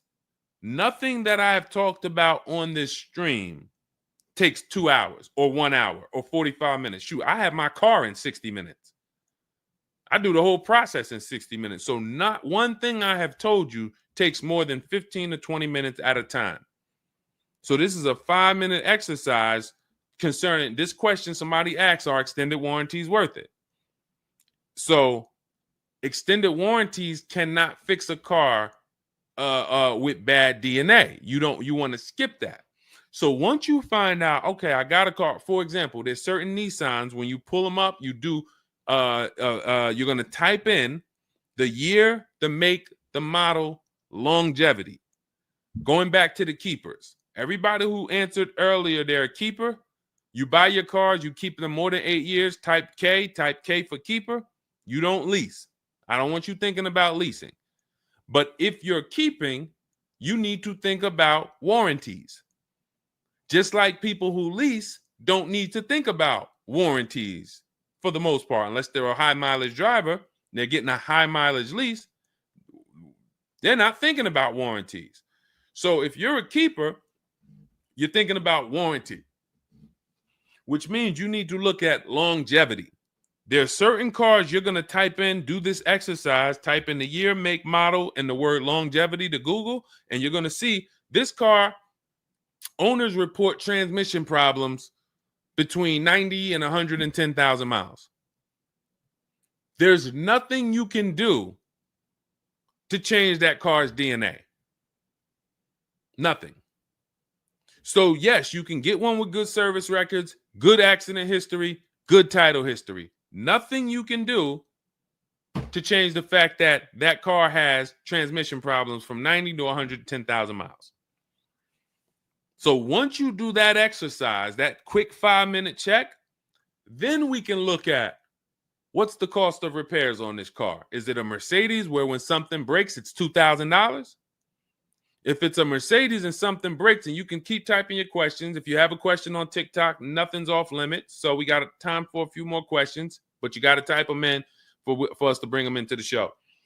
So are we, once you know what cars, like give you an example, you got a Honda, you got certain cars, they're very inexpensive. Something breaks on the car, the parts are cheap, inexpensive.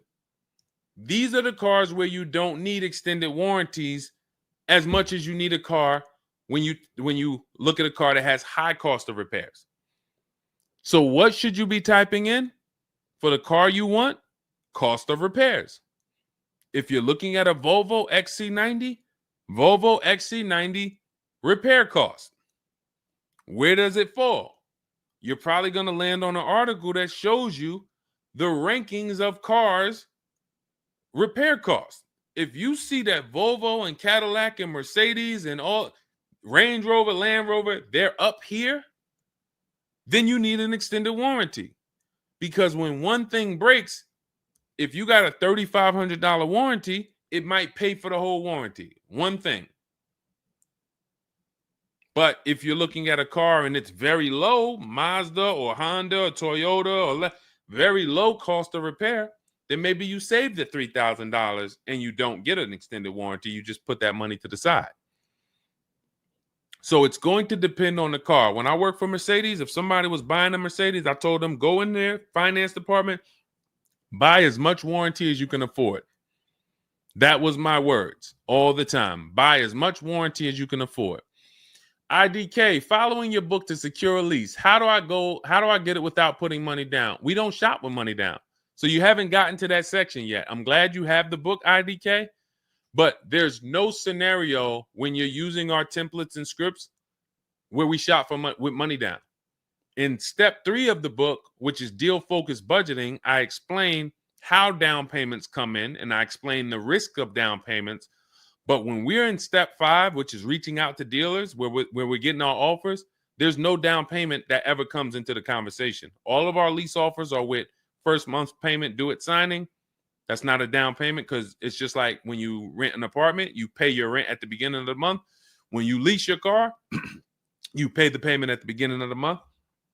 And that's it. That's not a down payment. That's your first month's payment. But no, all you do is just follow the book.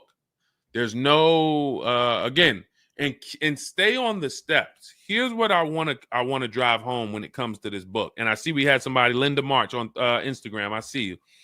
Grab Linda March's question, please, on Instagram, Dolan. Do not read this like this is some seminar. There's 2 types of people who use the Cars from Home stuff. All of our stuff is made to be like you having a conversation with me. If you jumped on the phone with me and you said, Deshone, this is what I want. What's my first step? I would give it to you and then you go do it. I wouldn't say to you, okay, Linda, you're going to do this. And then once you do that, go and do this. And then once you do that, go and do this and then do that. And then by the time you finish this, you'll see this on this website, and then you'll be ready to pick up your car then. How would that go for you? Carrie Ann, Gifted Hands Cash, good to see you on Facebook. Well, how would that go for you? You would be like overwhelmed, confused, messing up. That's the way it is when you get my digital book, Cars from Home, and you read it straight through. What you're seeing all the steps. The last step 7 is delivery or pickup, and I'm congratulating you. You did it. The step before that, we're going over paperwork in the finance department and extended warranties. You shouldn't be there because you should be going through step 1, checking it off. Deshone told me do this. Step 2, check it off. Step 3, and then once you get to step 7, which is delivery, check, just picked up my car. It's a checklist, not a Bible or a almanac for car research or car studies. That's not what it is. And so I want to let you know that so that you don't come in thinking you're about to learn a lot about cars. In fact, that's how it was when I first started. My first book was called 52 Car Buying Questions Smart People Don't Ask that cost them thousands. 52 car buying questions smart people don't ask that cost them thousands. That book's not for sale anymore, but if you Google it, it's highly rated. People loved it. People said, Deshone, I use this book, man. I learned so much and I got a good deal. Because I still was teaching you how to get to the multiple offers, but it was too much information. That was when I came and I started teaching and I said, I want to teach you everything I know. No, the way my book now is, Cars from Home, 7 Steps to Saving Time, Money, and Avoiding Dealerships, is to get you right from where you're at to your car. 90 minutes, 2 hours from home. Boom, boom. Little small exercises here, 10 minutes here, 5 minutes there. Boom. All right, I'm picking up my car. So that's why we have the success stories that we have, because of the fact that it's a focused step-by-step book. Okay? So you can get your copy in my TikTok bio, my Instagram bio, the YouTube comments, or the Facebook comments. It's 75% off. That's the welcome offer. It's normally $97, but you can get yours for $24 as long as you get to my bio and Instagram, TikTok, or the YouTube comments or the Facebook comments before that 2 hours expires. This is Brian, just got his first ever lease using the book. Thank you, Brian. 2025 Honda HRV, $30,000 car, $395 a month.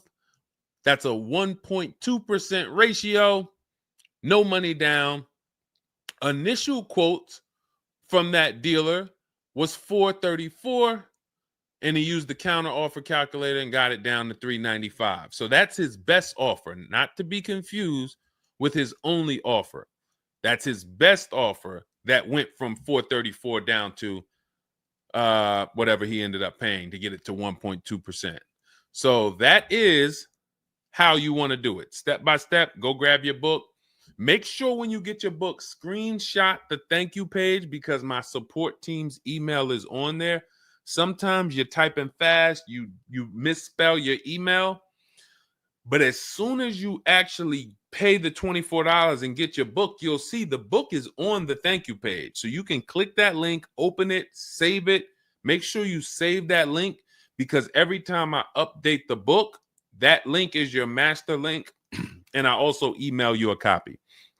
Okay, and then you'll have everything we teach step by step to get as many cars as you want. You'll see, you'll be like Sheree, you'll be like Zafrina, 2 and 3 and 4 cars. Rosalie, 4 cars. Ken, we talked about. Trey, we talked about earlier, 3 cars. These people have been with us since 2021 and 2022. So if you're new here, you got people that's already 3, 4 cars up on you using what we use. And, catch up. All right, go ahead, Dolan. I saw we got a couple more from Carrie Ann. We got Linda March. Following your book to secure a lease, how do I get it? Oh, that's what we just answered. We already answered that one from IDK. I saw you grabbed it, but I answered it before you grabbed it. Carrie Ann Gifted Hands. Evening. Okay. Can a dealership... I'm sorry. I'm having trouble reading. I'm going to have tea on these broadcasts, because can a dealership take your newly purchased vehicle to a private mechanic without telling you? Actual dealership, because he refused to pay the money to get it fixed. Can a dealership take your newly purchased car? So if they're taking it to a private mechanic, then it most likely does not have a manufacturer warranty, because if it had a manufacturer warranty, for example, Kia has a 10-year manufacturer warranty, bumper-to-bumper warranty.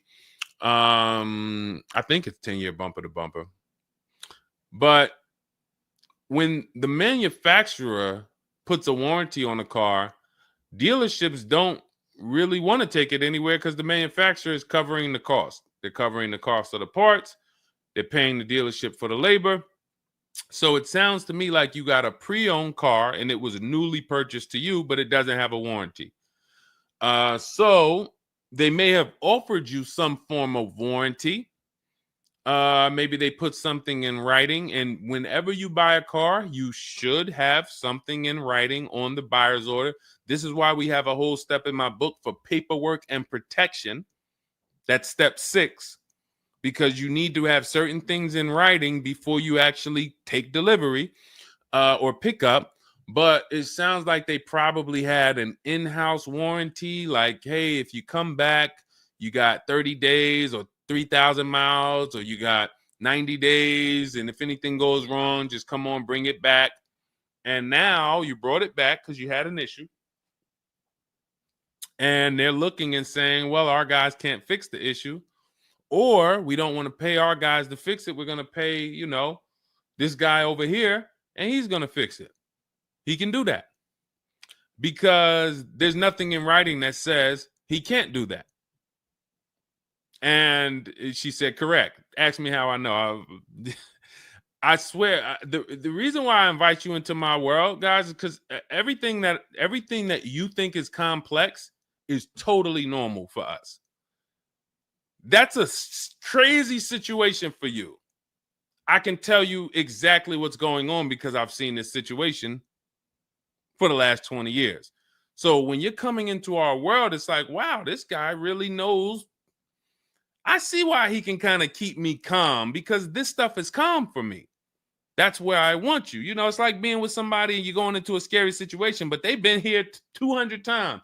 Oh, it's dark back there. No, nothing ever comes from back there. When we get up here, you're going to hear some sounds in the bush, but that's just little raccoons and they're harmless. They actually like, oh, okay. You start to get more comfortable because the other person has been here a lot. So there's nothing in writing that says he can't do that. But if it is in writing that he needs to fix the issue, that's really all you care about. What's really in writing is you need to fix this. How you fix it and who you get to fix it, that's your internal business. If you want to take it and outsource it to another mechanic because your mechanic can't figure it out, that's fine. Some dealers have a relationship with a dealer up the road. So if, a used car dealer might take it to a Subaru dealer if it's a Subaru, and they might, but their thing is they need to get it fixed because they're obligated. You said just purchased it, went back into the shop 2 weeks later, still did not have it back. Exactly.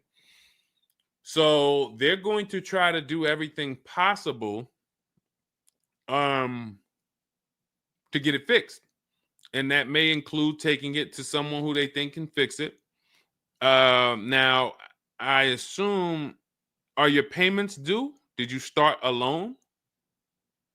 Because this is different if you have a loan and you have my car and I have a payment due in 2 weeks or 3 weeks or 1 week.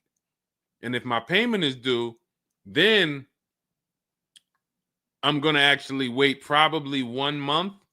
And if I don't have anything in writing of when I'm getting this car back, then I'm going to make a police report. And because now I'm getting ready to either unravel this deal, you got to give me a car. I need to, and watch this. Why the police report? It's to document what's happening. First of all, people don't like to see police pull up to their, it's leased. It's a brand new car.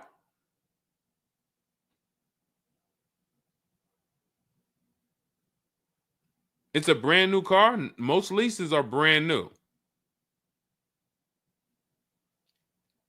In which case, a private mechanic shouldn't be working on a brand new. No, it's used. That's another reason we don't lease used cars. That's uncommon. See, that's what I was saying. Leasing used cars is very uncommon. No competition, warranty issues. This is why it's not a mainstream thing. And this is why it's not something that I recommend. But I don't say it's not possible. Because when people say, oh, Deshone, could you lease a used car? I'm not going to say, no, you can't. But what I'm going to say is we don't.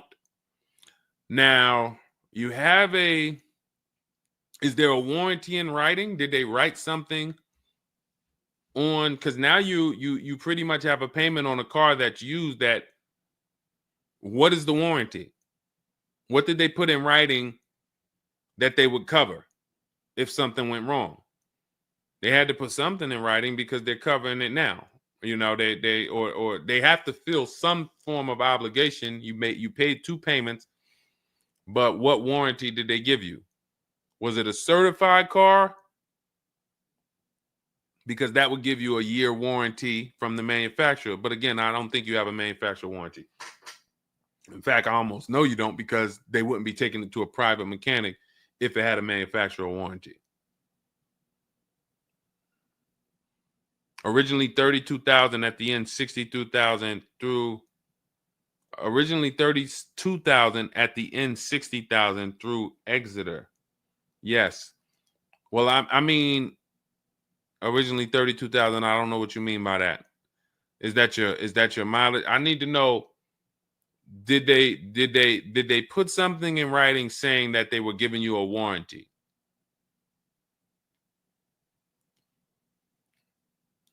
We'll try to work through this, because it's no different than if you bought a car from them. There's a bank involved, but it's a used car. It's no warranty, and they're pretty much holding on to it and trying to fix it. And if they can't fix it, we need to know, are they obligated to fix it or not? If there's nothing in writing saying, hey, you have this time where you can bring it back and we'll fix it, then that's gonna be that's gonna be hell for you. So we really don't want that. So, but I can't tell you how to approach this without knowing what is in writing. And again, when you get my book, not you, I'm just gonna try to help you through, but I'm talking to you. That's why we have step 6 is paperwork. Because when you're sitting there looking at a bunch of paperwork and they're telling you to sign it, okay, sign this now. All right, this is your motor vehicle stuff. This is your okay, do you want this? What is important and what's not? What is important and what's not important? Out of all of this stuff, there may be 1-2 words on here that I need to know. I need to look at that buyer's order, and I need every used car, every single used car. I need to know what the warranty is when I drive off. Is it as is? That means when I drive off, it's on you. If the axle falls out on the highway 5 miles from here, you just signed an as-is deal. Buyer beware, it's on you. Is it 30 days, 1,000 miles? Who's going to do the work? Is it from the manufacturer? Is it from this dealership? Where can I go and use this at? You got to come back here. Do I have to go? Is this a nationwide warranty? I need to know what is covered on this paperwork so that I don't end up in a situation that we're trying to get out of right now. The warranty is through portfolio protection.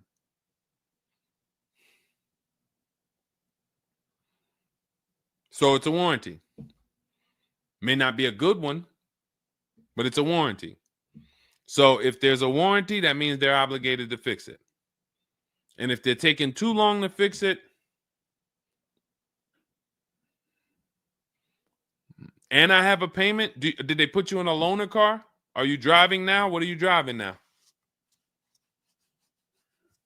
If I bought a car with a warranty and then it had problems, I dropped it back off to the dealership and they had it for 2 weeks, and I have payments I'm still making on it, I just got it and it's in the shop, I'm not going to let that car stay in the shop more than 30 days with no car. I'm in a loaner. Okay, so you got to just chill out.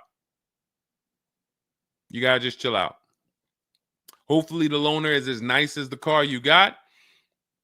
And if the car and if that's the case, then you just chill out. It's not a mainstream program you're in. It's like a black market program. That's the best way I could describe it. These companies that lease used cars, it's a black market kind of behind. It's not a mainstream thing. That's why all of these companies are small or like very little known name companies. They could go out of business. Nobody knew. Who the heck were they? Nobody knew. portfolio such and such went out of business. I never even heard of them. Who are they? Because they operate in the black market back there. So the general manager refused to pay the $4,300 for the corrosion on an important part. Again, what's your payment on the car? I just want to, I think this is a valuable lesson. They've had my van since from June 19th. Oh, they've had the van for that long? And you've been in the loaner?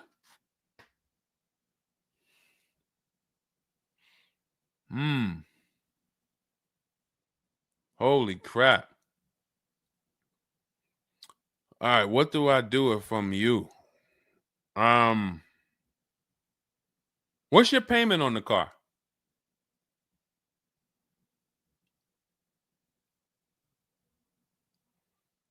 Company had your car for months. You leased it, dropped it off because it was having problems. They've had it for months and can't fix it. And you're paying $775 a month. What kind of vehicle is this? What kind of vehicle is this that we're paying $775 a month for?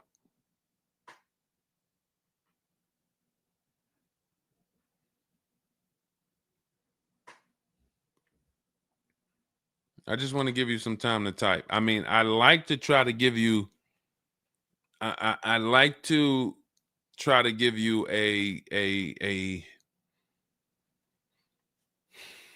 like, what would I do in this situation? And then you have to realize that you can never put yourself in this situation again. Pacifica, a Chrysler Pacifica. It's just getting worse and worse. $775. Do you know what you could be driving for $775? See, the used car leases. Why the used car leases? They don't even make financial. It's not even like a huge financial win. If you'd have told me I'm driving a Chrysler Pacifica and it's $300 a month, $250 a month, then I'd said, okay, well, maybe they're giving you a stupid deal. But I could show you 5 cars for $775 a month that are $80,000 and $90,000 cars, brand new cars. I'm sorry, for $775 a month, I can show you $775, $60,000 cars, $55,000 to $65,000 cars, no money down. I also traded in a Buick and they gave me $2,000 for that. Listen, dear. All right. They want to keep you in the car. God, how can you get out of this car? Oh man. And just so you know, some situations you can't get out of. So it's not like there's always a way out. There are some situations. That's why the reason why I want you to have my book, 7 Steps, Cars from Home, 5-star rated, Google it. The reason why is because you're not going to, once you sign that paperwork, it's not as easy as you've been taught to just get out of it. If it's a bad deal, if it's an overpayment, you go switch your car, it doesn't mean you got out of that deal. You just got out of that car. You rolled over the negative equity to this deal.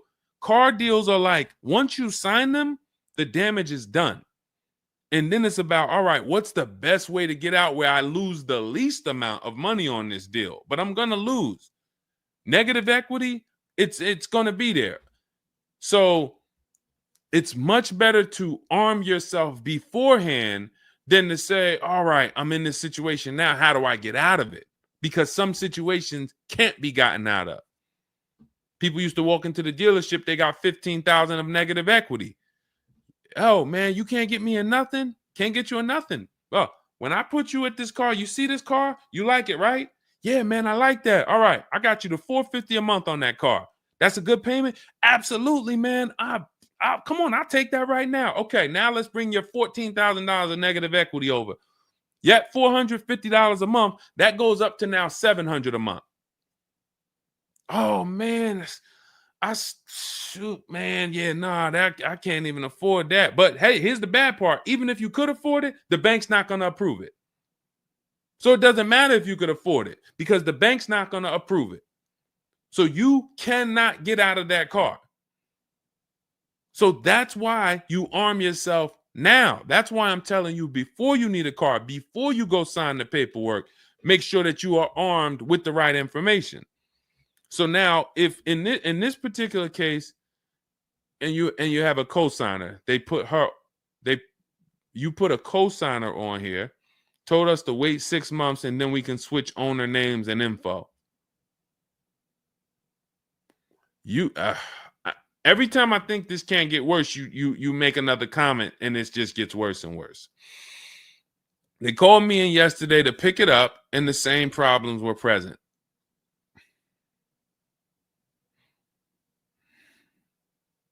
Good Lord.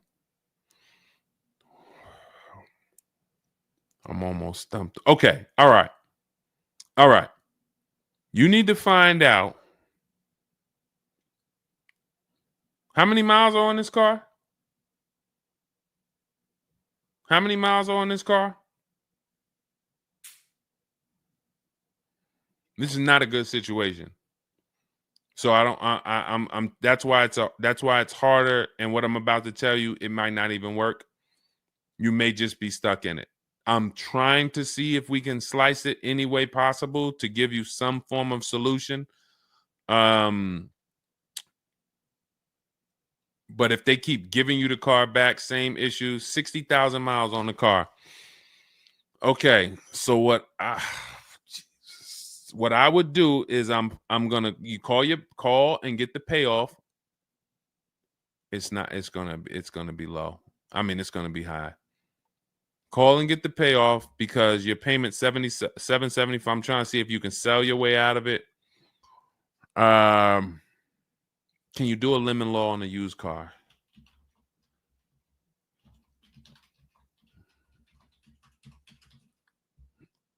Let's see. Yes, some states have lemon laws that cover used cars, but the specifics vary by state. What state are you in? If they can't fix the same issue, but it's an aftermarket warranty.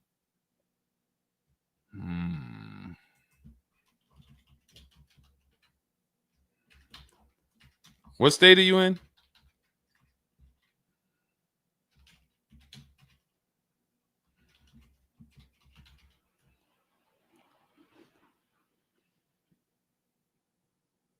Maryland. Let me see. On a used car, Maryland. In Maryland, the lemon law primarily focuses on new cars or lease cars. Nope, that's not going to work.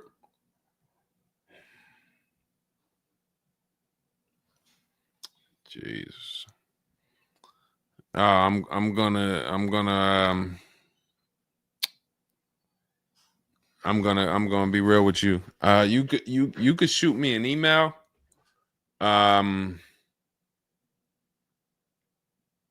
don't know if you can get out of this. You know, a contract is binding. You signed a contract. And let me tell you this. I don't know if you can get out of this without losing. You could just stop paying the car, have a repo on your credit. A lot of people will do that. I'm going to drop this car off, take your car back, voluntary repo, credits tore up. Not a good solution. It's going to cripple you from moving forward with cars. It's going to make it hard for you to get your next car. And then when you get a car, it's going to make that deal is going to be bad. Geez, how long is the lease? So this is just for those of you who are just joining us. We have this young lady got she leased a used car.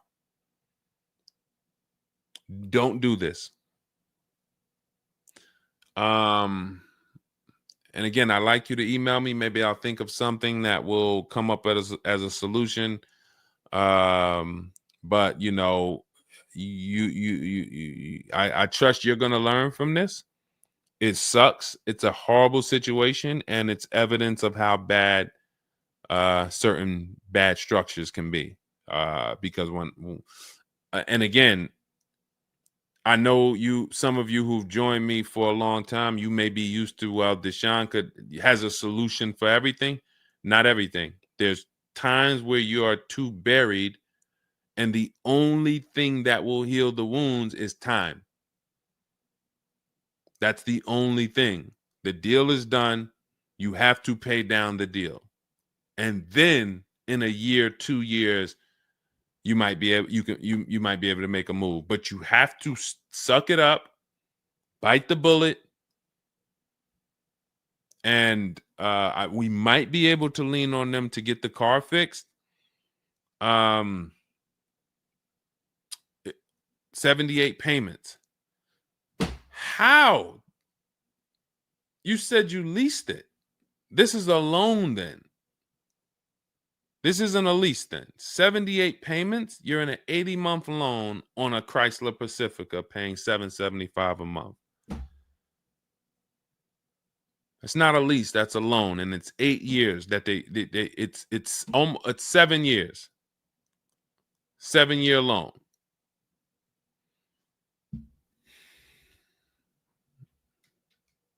I mean, this is why I do what I do. You know, like, I don't want you thinking, okay, maybe you don't sign, maybe you don't make a mistake that is this serious, but this is cars. When I'm breaking down these big numbers and I'm throwing out these big numbers, oh, this is a $4,000 mistake. Oh, if you don't do this, yep, you're looking at about $4,000 or $5,000 you're gonna leave on the table.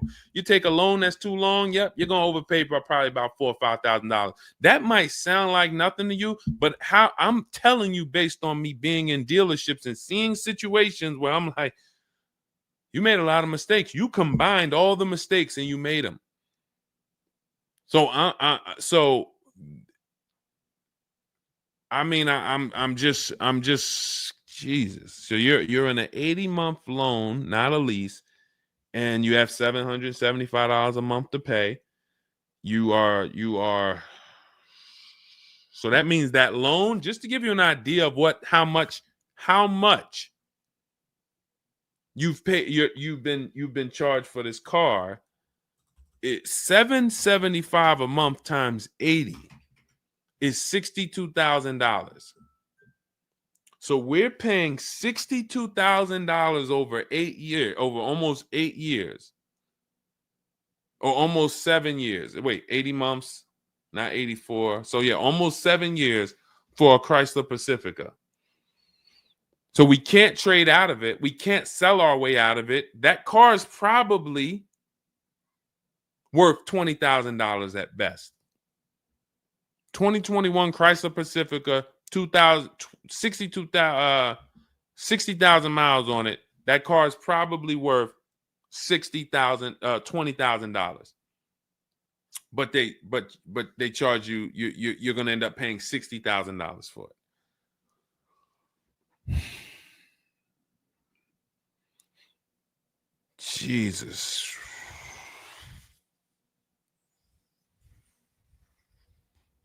Most people will let the car go. Most people will let the car go. I don't. If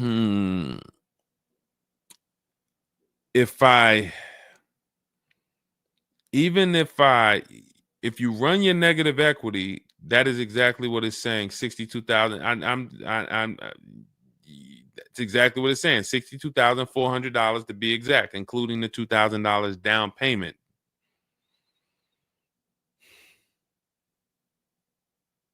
What's the name of this company that you did business with?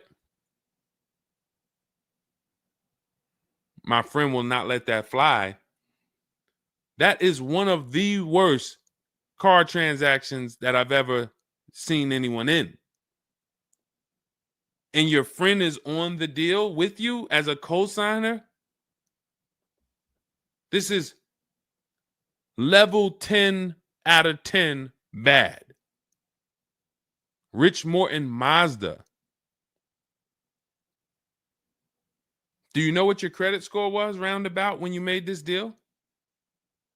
Rich Morton Mazda in Maryland. Everyone remember that name. Rich Morton Mazda in Maryland. Stay away from them. This is one of the worst deals I've ever seen. She is the main person they told me I could not sign the papers.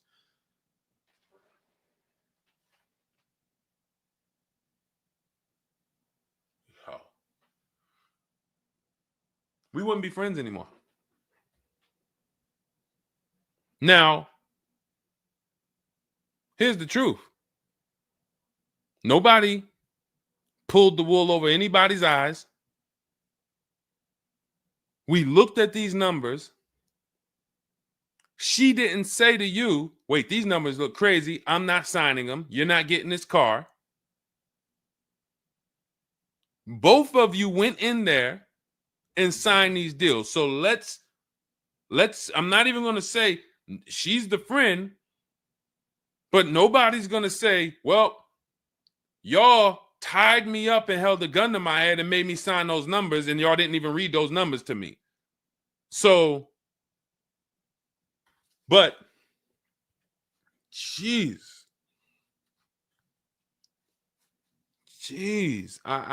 this, you're buried. You are buried in this car. The only way, and what's crazy is, even if you voluntarily let it go, you ruin your friend's credit.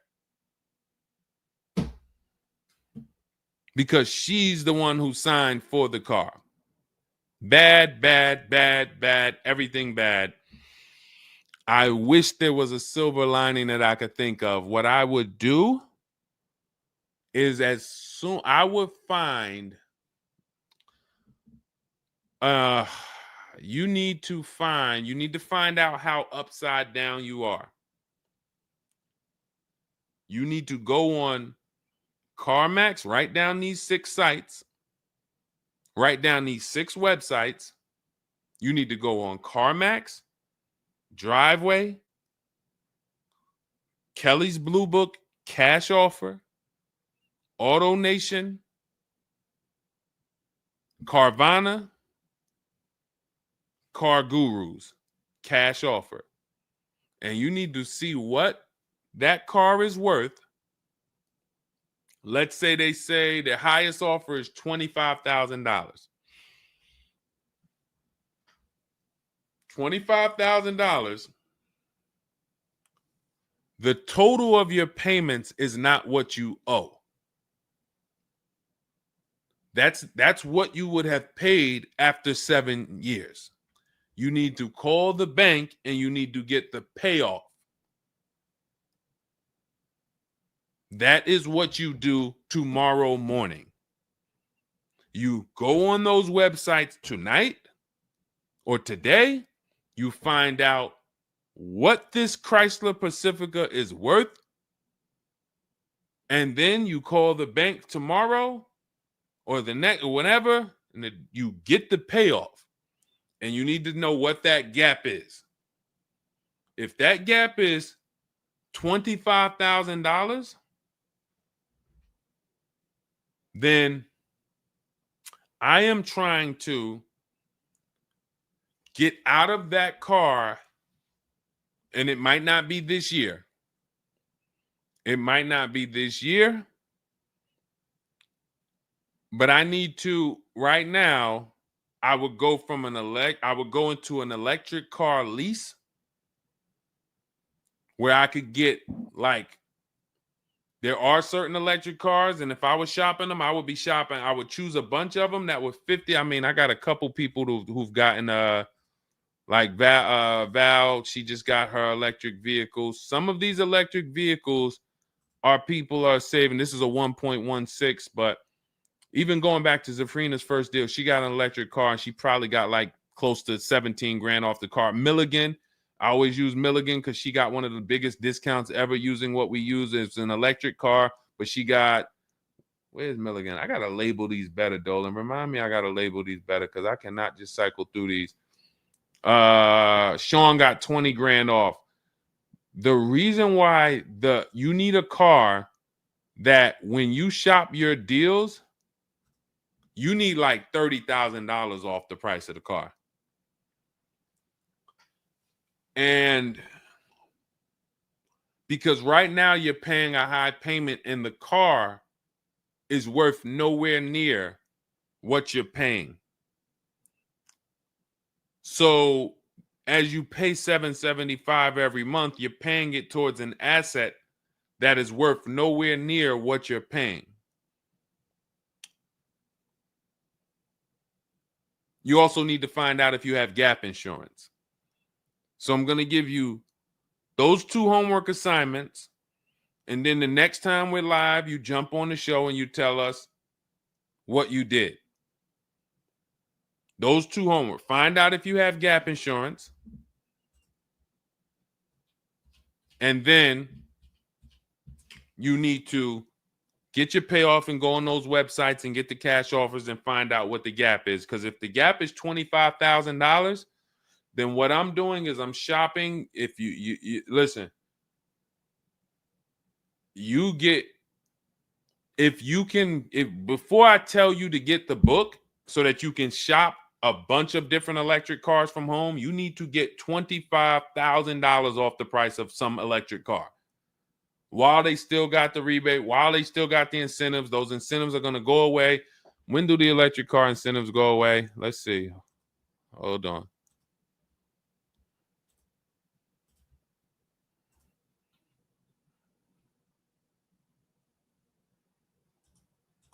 Hold on.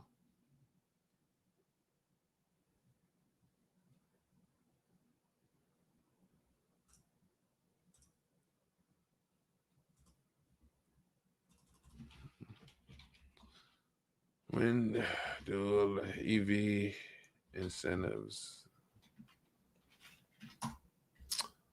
I'm going to tell you, you're probably going to see, we're not talking about tax credits. You're probably going to see huge electric vehicle incentives for the extended future because they're still building them and not many people want them right now. So you need to get like $25,000 off the price of some car or more. Like I said, with Milligan, she got she got almost 27,000 off. And then you would roll that over into a new car and you would lease it. And your payment's going to be high, but you're going to be in a good car.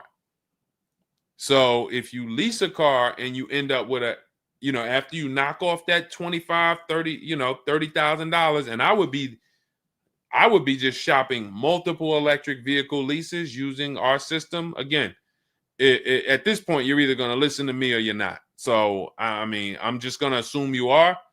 And you would just run multiple electric cars through our 25-to-5 system and see, all right, how much could I get off that one? Oh, they're saving me 15 grand. Nah, that's not enough. All right, let me go pick this Kia SUV. All right, how much can I get off that? Oh, 17 grand. Nope, nah, that's not enough. Oh, let me pick this one. Oh, they're giving me 22 off. All right, that's better. Let me see if I switch this car over to that, how much they would give me. And you're trying to get out of that car, but you cannot bring all of that negative equity over unless you already knock down this new car by $20,000 or $25,000 because the bank is not going to approve it. So you need something that you can save that kind of money off of and then come over to a lease and then, all right, forget about lowering your payment right now. You could lower your payment right now. You need to get out of that car into a better car for the same payment or similar payment. You're not lowering your payment. Only way you're going to lower your payment is to get rid of the car, ruin your friend's credit. But once you do that exercise, let me know where the gap is. Next time you see me live, jump on. Hey, Deshone, I did it. The gap is like $22,000, or the gap is $30,000. If the gap's 30, then we got to see what we do there.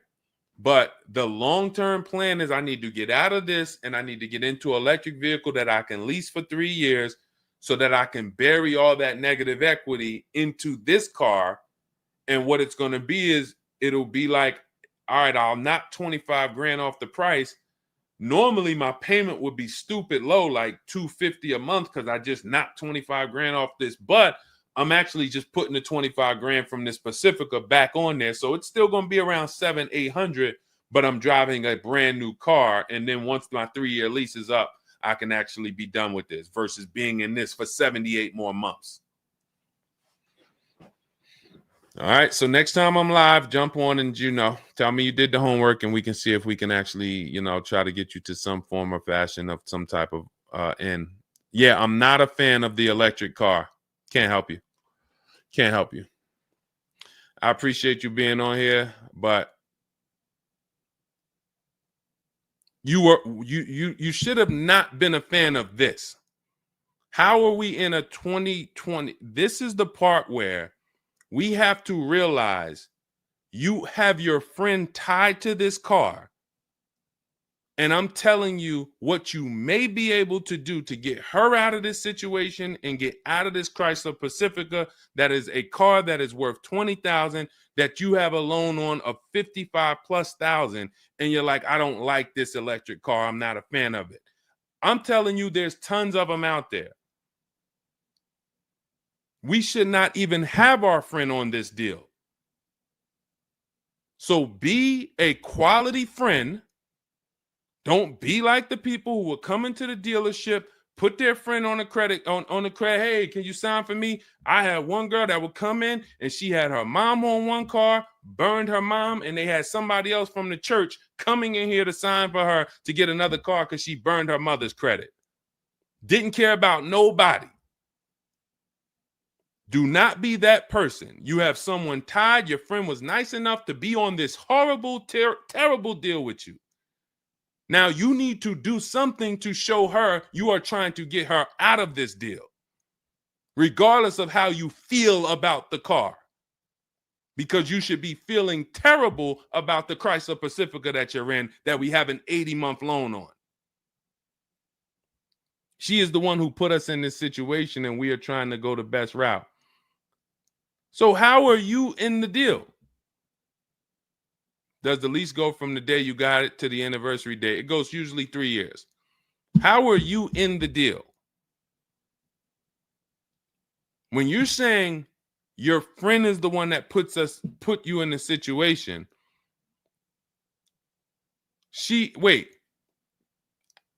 in one breath you're saying, believe it or not, she's the one who encouraged me to get it. And then in another breath, you're saying she's the one who put me in the deal, who put us in this situation.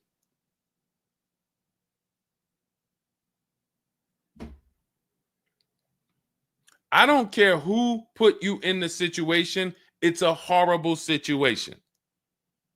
So if you want, that is the only solution, and it may not even work. So let me just be clear. Lots of people on the show, they seem to be very interested in your story. This is a very interesting story. There's not many times I had to jump on this show and hear something where I'm like, you're probably not going to end up with another car. You're probably going to be stuck in that car for at least 3 years, paying down the balance because you owe too much on it. And maybe you can lean on them to fix it, but there's no lemon law, so it's not like you can actually put it through a lemon law. So you might just be giving it back to them to fix, giving it back to them to fix. But you're in the loaner and your friend's on the paperwork. So that tells me the car was for you. It wasn't for your friend. So your friend signed for the car knowingly, may have encouraged you to get the car. Yeah, girl, I'll do it. Listen, I want to see you win. Look. Maybe didn't know what she was signing, didn't understand. All right, you're $775 a month. Can you afford that? Okay, yeah, I could afford that. Okay, perfect. All right, I'm going to sign for it. Didn't realize maybe it was for 7 years. and didn't realize that, oh, shoot, you're going to be paying 60 grand for this car, and didn't know, oh, this car is going to be in the shop, but it's your car because you're the one in the loaner. It's not her car. She's not in a loaner. So there's only one potential solution where you could even think about getting out of this car, because no one can get you out of a car that you're $30,000 buried in. There's no bank. You could have a 900 credit score, never missed a payment in your life. No bank is going to approve taking $30,000 from this Chrysler and putting it onto whatever new car you decide you want. You need to get a huge discount off of some car. There's no car that's going to give you 30,000 off or 25,000 off except an electric vehicle. So if I'm telling you something that may not even work, but it's your only route, that's all you got. You want to come up with something else, repo the car, ruin your friend's credit, I got nothing to do with that. My only job is to try to provide and advise a solution to when people tell me, this is my situation, this is my goal. Normally people have 2 or 3 options. You have half an option. Like, you ever play spades? 1 and a possible, 3 and a possible. You have none and a possible. The possible might not walk. But I'm telling you, do this exercise, and then we can see if that possible will walk. If it doesn't, you got no books. You stay in the car, and that's your only option. It's a bad situation. One of the worst I've ever seen. And I'm not saying that to beat you up. I'm saying that so you realize the severity of the transaction. So if I have to bite this bullet and I got to pay this car for the next 2 years, 3 years, it's because I'm in a bad situation. And then when I pay down this car, maybe I can make a different move in 2 years. And then I'll be much wiser before I make my moves, so that I never end up in this situation again. Okay? So for everybody who joined, this was great. Again, my goal is to keep you from ever making mistakes. Every mistake you make on a car transaction costs you thousands of dollars. There is no the least expensive mistake you could make is getting gap insurance when you didn't need it. Getting gap insurance when you didn't need it, you just paid probably $400 or $500. You didn't need it. All right, you lost $400 or $500. That's the least expensive mistake you can make on a car. Everything else is thousands of dollars, $2,000 mistakes, $5,000 mistakes, and more. So you can avoid every mistake by having a step-by-step checklist. If it's in Deshone's book, I do it. If it's not in his digital book, I don't do it. So there's no way I'm going to make a mistake. That's okay, TJ girl. We'll be back tomorrow. If I'm giving you a checklist, check, do this, check, check. You're doing everything I say do. There's no room for a mistake. You're not following an almanac. You're following a checklist. That's why my book is called Cars from Home, 7 Steps to Saving Time, Money, and Avoiding Dealerships. Step 1 through 7, check them off. You do car transactions mistake-free. You don't miss any money with your financing. You don't buy bad cars. You don't do anything that you're like, oh, was this good? No, it's a checklist. So normally it's $97. It's a digital book. So you can have it in your inbox in about 5 minutes, and you'll get it for 75% off as part of our welcome offer in my TikTok bio, Instagram bio, Facebook comments, or the YouTube comments. There's a link there. Just get there before that 2-hour countdown expires. Once it expires, it goes back up to $97, which is still worth every penny. You spend $700 on a home inspection. Why do you spend $700 on a home inspection when you might not even buy the home? Inspector might come back and say to you, you know what? Hey, listen, I got the report for you. Just so you know, that roof needs replacing. Those boards, the electrical system in the back, there's a lot of stuff that's not up to code. And then in the basement, you got some water coming in through the foundation there. Listen, house needs a lot of work. Here you go, $700. You and your family might not buy that house. Do you say to yourself, man, I wasted that $700, man, we could have kept our $700? No. You say to yourself, man, I'm glad we got that home inspection, man. We would have been in trouble. So this is how we approach cars. This is how people who I show you throughout the stream approach cars when they're working with cars from home.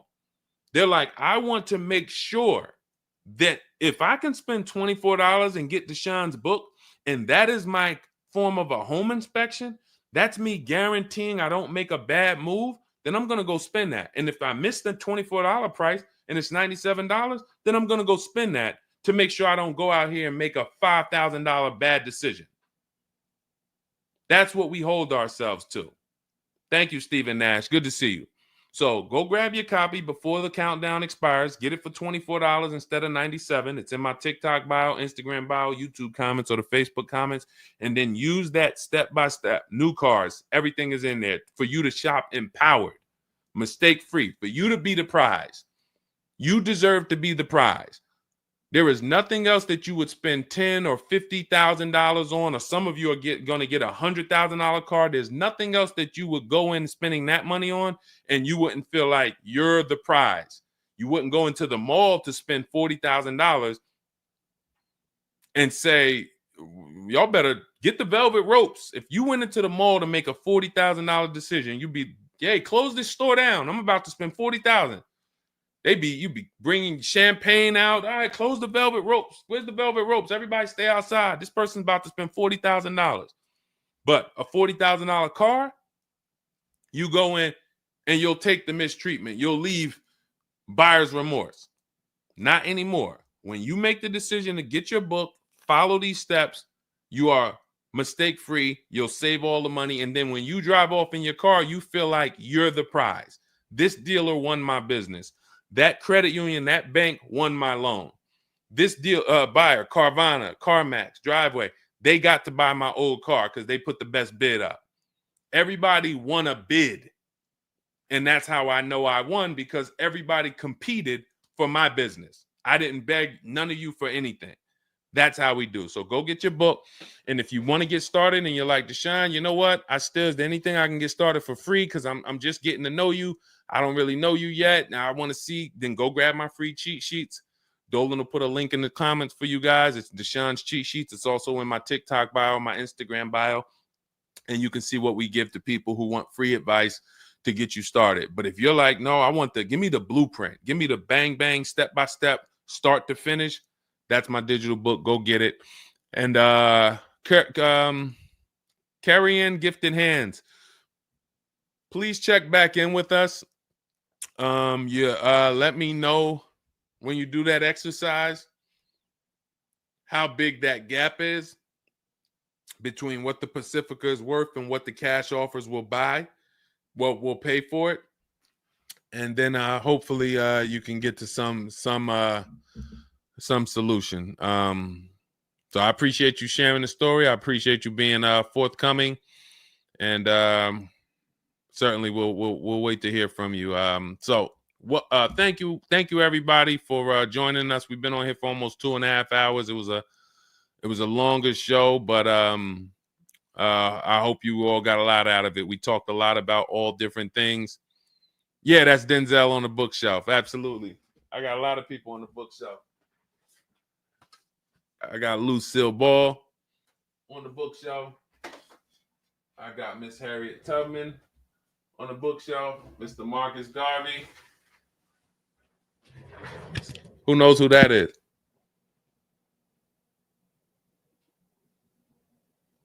That's the great one.